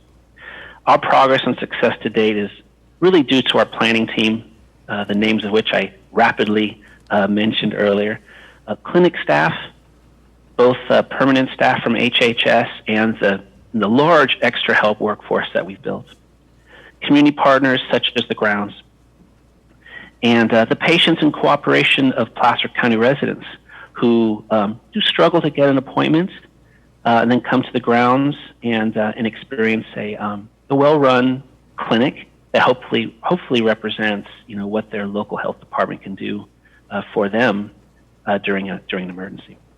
So with that, I'll turn back to Rob. Thank you. Great. Thanks, Mike. And before we finish up and take questions, I just wanted to follow up on something that Mike said about our record day at the grounds yesterday, vaccinating 1,155 people. So that's a really incredible accomplishment. And, I just wanted to highlight that despite, some of the challenges our residents are having, getting appointments, we're getting almost universally positive feedback on a daily basis about the efficiency and professionalism of our clinic operations at the ground. So again, kudos to Mike named many of the staff involved in that. And they really appreciate all of the folks from elected officials to everyday citizens who've taken the time to share their kind words and praise. And I think they appreciate, it feels good to be successful and to see, large numbers of people that they're able to serve and serve in a way that makes a difference in their lives. So just wanted to say thank you. Your praise and encouragement and support really do help to keep our morale up, especially when we continue to get some challenges and negative feedback about the vaccine distribution from certain sources that don't really seem to match up with our local experience. So thanks for that. And I'll also say we continue to appreciate any feedback to how we can get better. And I think we're actually even Mike and his team are not resting on their laurels. So just this week, I think continuing to try to change things and add more vaccinators and see if we can even run things even better than what we've been able to do, which is pretty impressive that they continue to try to adjust and make things better. So with that, once again, I want to thank you for the opportunity to share this time, and happy to answer any questions you may have. Thanks. Thanks, you guys.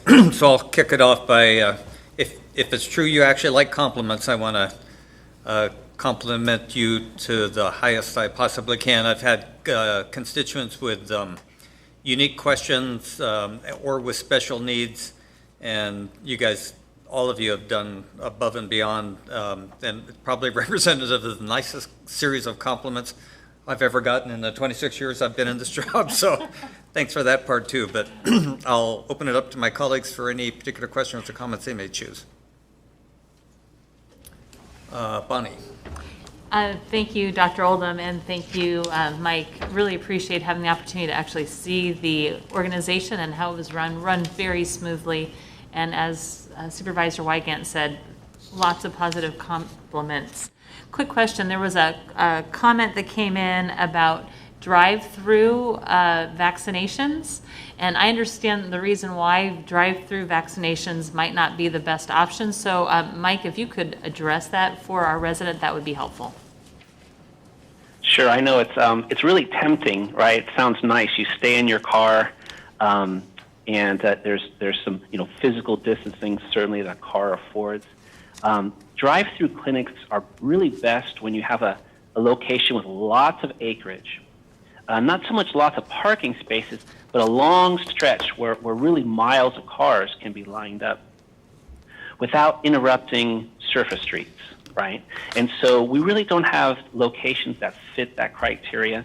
We've done drive-through clinics at Sierra College, drive-through flu clinics in the past at Sierra College, but you're really only talking about a few hundred cars in a day. So trying to vaccinate 1,100, 1,200 residents, imagine the line of cars that we would create.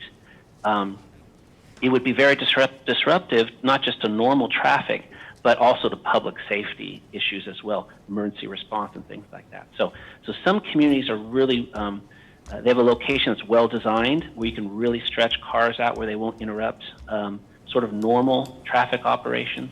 And we don't feel that we have that location. For a small effort, absolutely wonderful. But if we can vaccinate up to 1,200 people a day, then really the best model for us is the in-person model that we're doing now. Thank you. And Mike, just to follow up on that, because I think I recall you telling me that after someone gets vaccinated, they're asked to sit and wait for about 15 minutes to have eyes on in case there might be some type of reaction to the vaccination. Is that correct?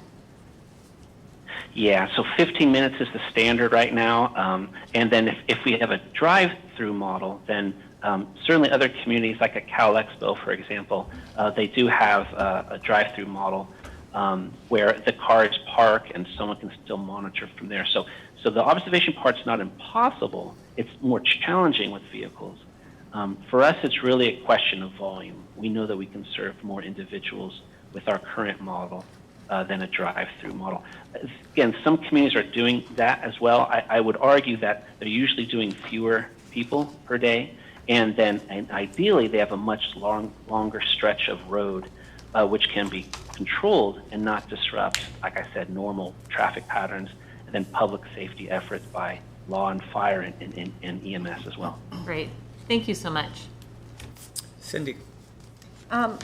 I want to ditto all the compliments that both Robert and Bonnie gave you. Outstanding service to our community, and I keep hearing it every day, compliments not only on the vaccination process and the service at the grounds in particular, but also the responsiveness to many of my constituents who have had questions that are unique and individualized, and you all get back to me all hours of the day, night, weekends, so I really appreciate it. Any news from the state on what the transition to Blue Shield might look like for vaccination moving forward? That has myself very concerned, as well as many others.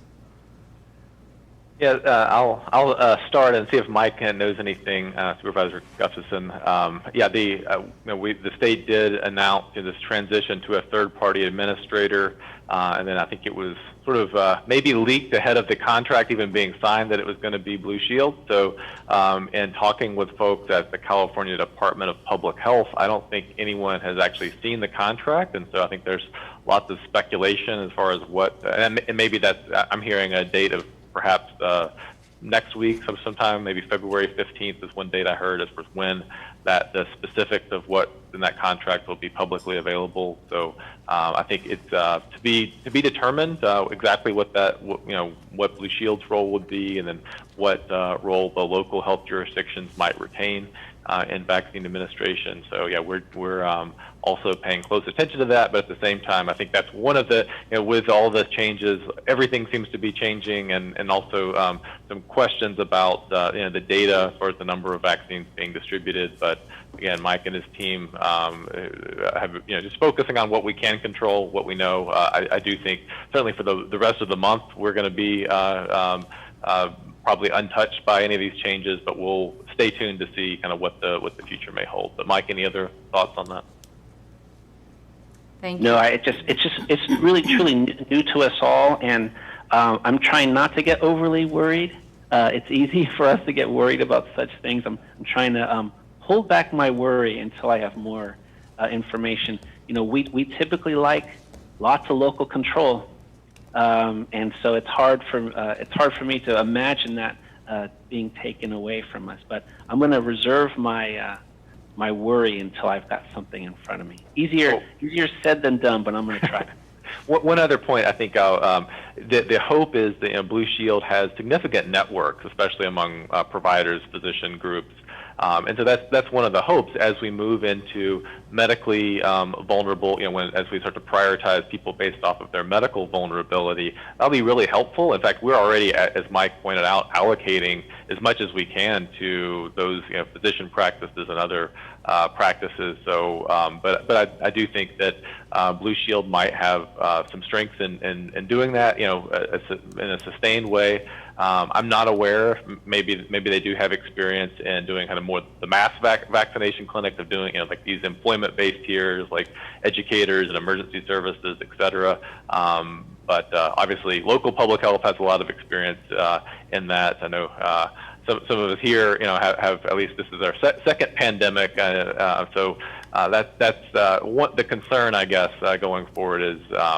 Who's going to be doing what and what experience, how can we utilize our experience here and our knowledge of our communities here. I think as we talk about, one of the concerns of the administration is around equitable distribution of vaccine. I think that's a concern that we have as well. I think we're some of the investments that we've been making and work that we're doing in the community will help that, and we just hope that's preserved through whatever changes might come in the future. Well, I appreciate it. It's up to us to do the worrying up here, so we'll keep up on that. I am concerned about the of them doing anything that would dismantle all the work and prep that has gone into setting up the great partnerships you've already created, and the grounds is a great example of success in doing over 1,100 vaccines yesterday. What a great result. But talking about equity, are we getting our fair share? If you look at the populations and the distribution of the vaccine, do you think, when you look at the numbers statewide, are you seeing that this vaccine is being distributed to us in a manner that is equitable compared to other areas per population? Yeah, well, that's a tough one to answer. I know certainly we wish we had more vaccine, especially when we I know, yeah. have the capacity. But at the same time, I look to other counties. Just don't have to look any further than Sacramento County, and some of their allocations didn't make sense, especially back last month. I think there was one month where they got like 100 doses or something. So a county with much larger population and I'm hesitant to complain too much because I know there are other counties that maybe have more of a beef even than we do. I also point out that initially the distribution was largely focused on healthcare workers, and so Placer County has a lot of healthcare workers, and so some of the numbers that you're seeing are a result of that, for good or for bad. Right? But any other thoughts, Mike? In some ways, we've been fortunate. We can certainly receive a ton more, but as Rob said, talking with some of our neighbors, they're really held back. Sacramento's a great example, but our neighbors in Nevada County who could handle a lot more vaccine. So it's hard to say. It's clearly not strictly population based, but I suspect that that's going to change. As state moves to an age-based criteria, then I imagine something that is easily estimated, I'm imagining that our allocation might change based on that strategy. Great. Well, keep an eye on it, and if there's any concerns that we can raise at our level, please let us know. And then finally, on equity, one of the concerns I've heard from constituents is that, at least, I believe as of yesterday, but it might have been last week, Tahoe Forest Hospital was still only doing vaccines for 75 and up. Safeway in Kings Beach was only doing 75 and up. So Placer County residents were having to drive down the hill, which works for those who have the means to do that. But if you're in that gap, we're missing 65 to 75-year-olds who may not be able to drive to the grounds. And so I'm wondering, can we convince Tahoe Forest that that should be lowered? I know we don't have enough vaccine, but our Placer County residents that live in Eastern Placer don't feel they're getting as much opportunity unless they're willing to drive over the hill in sometimes iffy situations. Yeah, I would just say I think that's a fair point. We've known, because I think speaking of equity, like different counties have had, we talked about different vaccine allocations, and so as we've moved through the tiers, we've moved through at different speeds. But even within our own county, I know, for instance, there are some employment-based groups that went first in Eastern Placer, and so unfortunately, I think that's a reality. Is especially with we're reliant upon the partnership and appreciate the partnership with Tahoe Forest, and we really don't have a lot of HHS, certainly no full-time public health employees in the basin. It's really helpful to have partners, and so yeah, but also understand, when you partner, things get more complicated, right? And so that's one of the challenges, is the criteria are a little bit different, and so we'll work through that. I don't know, Mike, if you have any other thoughts on how do we remedy that situation, but I wanted just to say, to recognize that, yeah, it is a challenge. It's unique. Tahoe Forest is in a tough position because they want to help out so badly, right? And they've got to juggle the needs of two counties moving at different rates, getting entirely different allocations. So Tahoe Forest is a little in the middle in that regard. So I appreciate their spirit, their desire to vaccinate the community. We'll continue to work with them, Nevada County as well. I know that we're sending 400 doses to the hospital tomorrow for their Tuesday clinic. And we'll follow up with both Tahoe Forest. I think actually Tahoe Forest will be going to 65 and older. I just can't remember if it's this following week or the week after.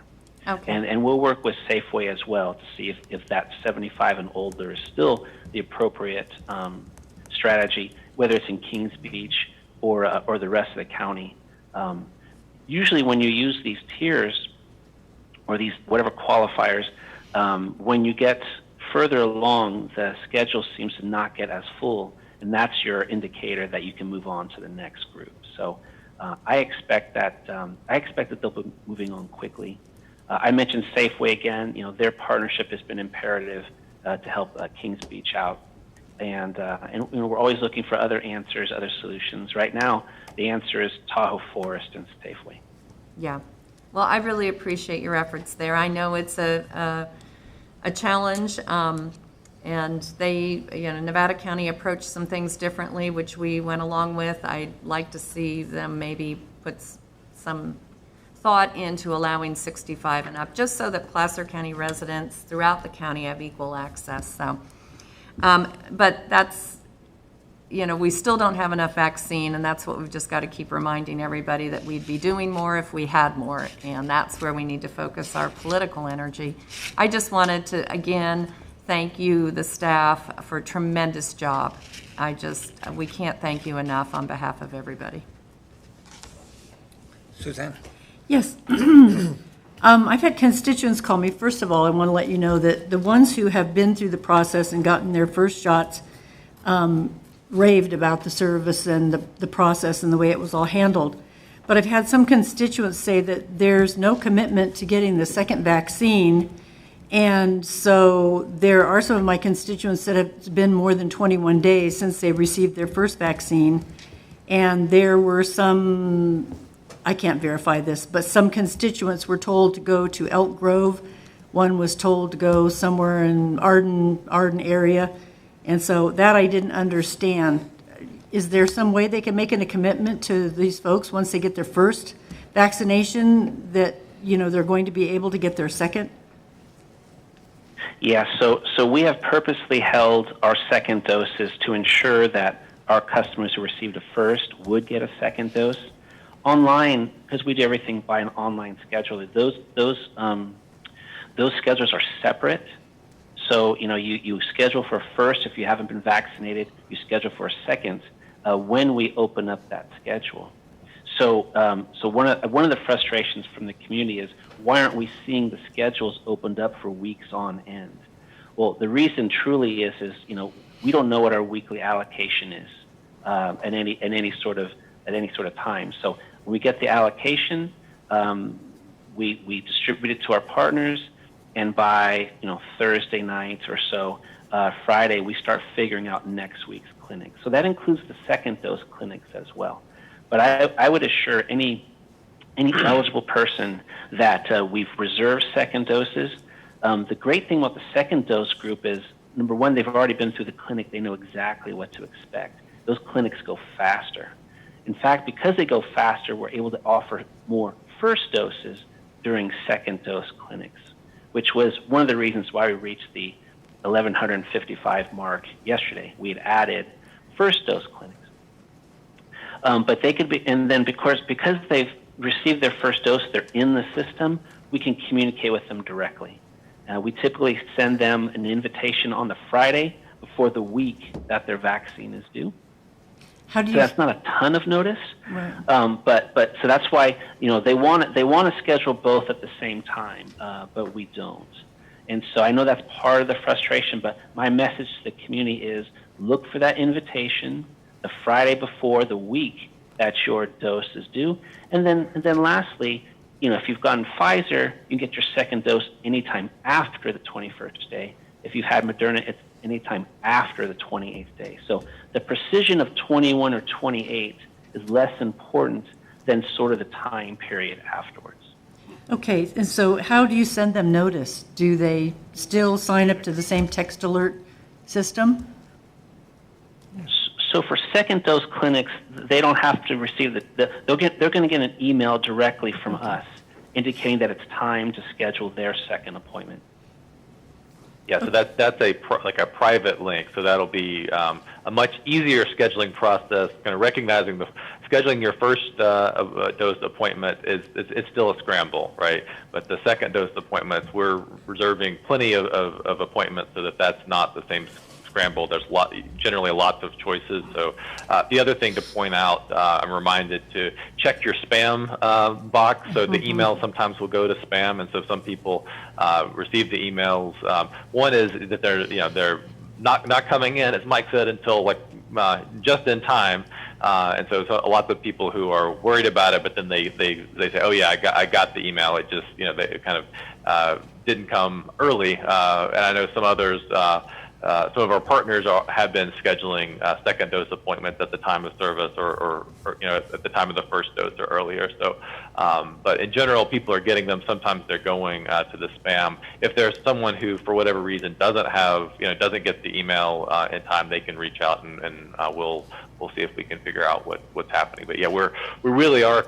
Mike pointed out there's some controversy about this. I know some other counties have kind of been, you know, felt the need to cancel, you know, and pivot to more first doses. But I think we've made the commitment that we will give, you know, prioritize everyone who gets the first dose getting a second dose. And so, like Mike says, until we get kind of a different message, I think we're going to continue to honor that commitment for those who've already received the first doses. I don't see any that changing anytime soon. Okay, and then another thing, I've had some constituents who called me to say that they signed up for the text alerts, and then when they got the text alerts, they scrambled to get online as quickly as they can. They're having difficulty getting through, which I imagine with the volume is probably not anything unusual, but they get on there and they said they have to fill out several pages of information, And then by the time they get done with filling out the information, the appointments are all gone. Yep. And is it true that every time you get on there to sign up for an appointment, you still have to fill all those same pages out every time? Yeah, unfortunately, that's a feature of the system prep mod. So the good news is that will be changing in the future. So we're transitioning. This is a state-run system, but the state's requiring us to change to a new system, the CalVax. I get all the different names. There's so many different systems that keep changing, but I think it's CalVax now. Mike, is that right? No? No, CalVax is for the providers. That's on our side, yeah, so this is the My Turn that you've seen advertised. You can register now in My Turn. We're not doing anything with it yet, but we will be. It's being piloted in LA and San Diego counties, and we'll be onboarded in the month of February for a launch no later than the beginning of March. And my staff say that the preview so far, they like My Turn much better. Prep Mod, we're super fortunate to have it because we didn't have to create it ourselves, right? Which saved us a lot of time. But it is backwards. You should be able to identify the date and time before you fill out the form. They did get it backwards, and we expressed that concern of Vanita Heston, our immunization coordinator. She's also a bit of an IT guru too, and so she expressed that concern from day one. And it's one of those systems, it wasn't really built to be modified to suit our needs. It was really purchased from another state to meet our needs until the state can develop their own system. But I'm told that the new system will be far more robust and more user-friendly. And just one workaround. So we're kind of hearing on through social media, kind of people are identifying workarounds. But one workaround is that you can change your browser settings so at least it'll auto-populate the things in the form so that you don't have to fill out everything over and over again. So if you find a teenager, they can show you how to do that. Okay. And then the last question I have is, can anyone go to Sutter or Safeway or any of the others in the county that are being offered, no matter what health care coverage they have? Yeah, so it's blind to healthcare coverage for any of our the partners, including I guess now for Sutter and Kaiser. Is that right, Mike? I'm not sure that that's true for Sutter and Kaiser at this point. For Sutter, though, I will say they reach out to their patients through My Health Online, I think it's called. That's right. And I understand that if you're not a Sutter patient, you could still sign up for an account in My Health Online and then get vaccinated at Sutter. That's available now. I'm less familiar with Kaiser's opportunities for non-Kaiser members at this time. Well, I can tell you, Kaiser's message is, don't call us, we'll call you. I'm serious about that. When you call up, they say, we'll call you, but they never do. I think that, I do have one more question to ask, and this is a little bit of a stretch, but is there anything you can do to help me get teachers vaccinated in the district or in Placer County? Because not to show favoritism to a certain class of people, but this is pivotal for us getting our kids back in school. A lot of teachers do not want to teach until they get their vaccinations. Yeah, So go Go ahead, ahead, Rob, sorry. Oh, I was just going to say, we did open up, the educators, including teachers and other school staff, are in phase 1B, tier 1. And so I guess it's been a couple weeks now where we opened up to educators and actually emergency services in phase 1B, tier 1. Absolutely, it's tough. I am hearing from a lot of educators, including teachers, that they're getting appointments, and it's I know just from again the morale, like that that it feels really good when those folks get appointments. I know several actually were able to scramble and get them yesterday, but the vast majority, right, just because of the numbers, most people still are struggling to get appointments. And so kind of recognizing that, and I would say continuing to be persistent and signing up for the text alerts and getting, like we said, getting someone to help you auto-populate your information so you can quickly go into the scramble is unfortunately the best answer we have right now. But educators, including teachers, are a priority. And I think as we move forward and get, for instance, a 65 plus, we're going to be at this for a long time. So we're going to, hopefully the answer is getting more vaccine, I think. Okay. Mike, any other ideas?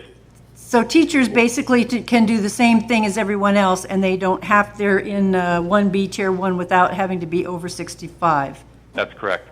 Okay, great. I think that does it. Thank you so much.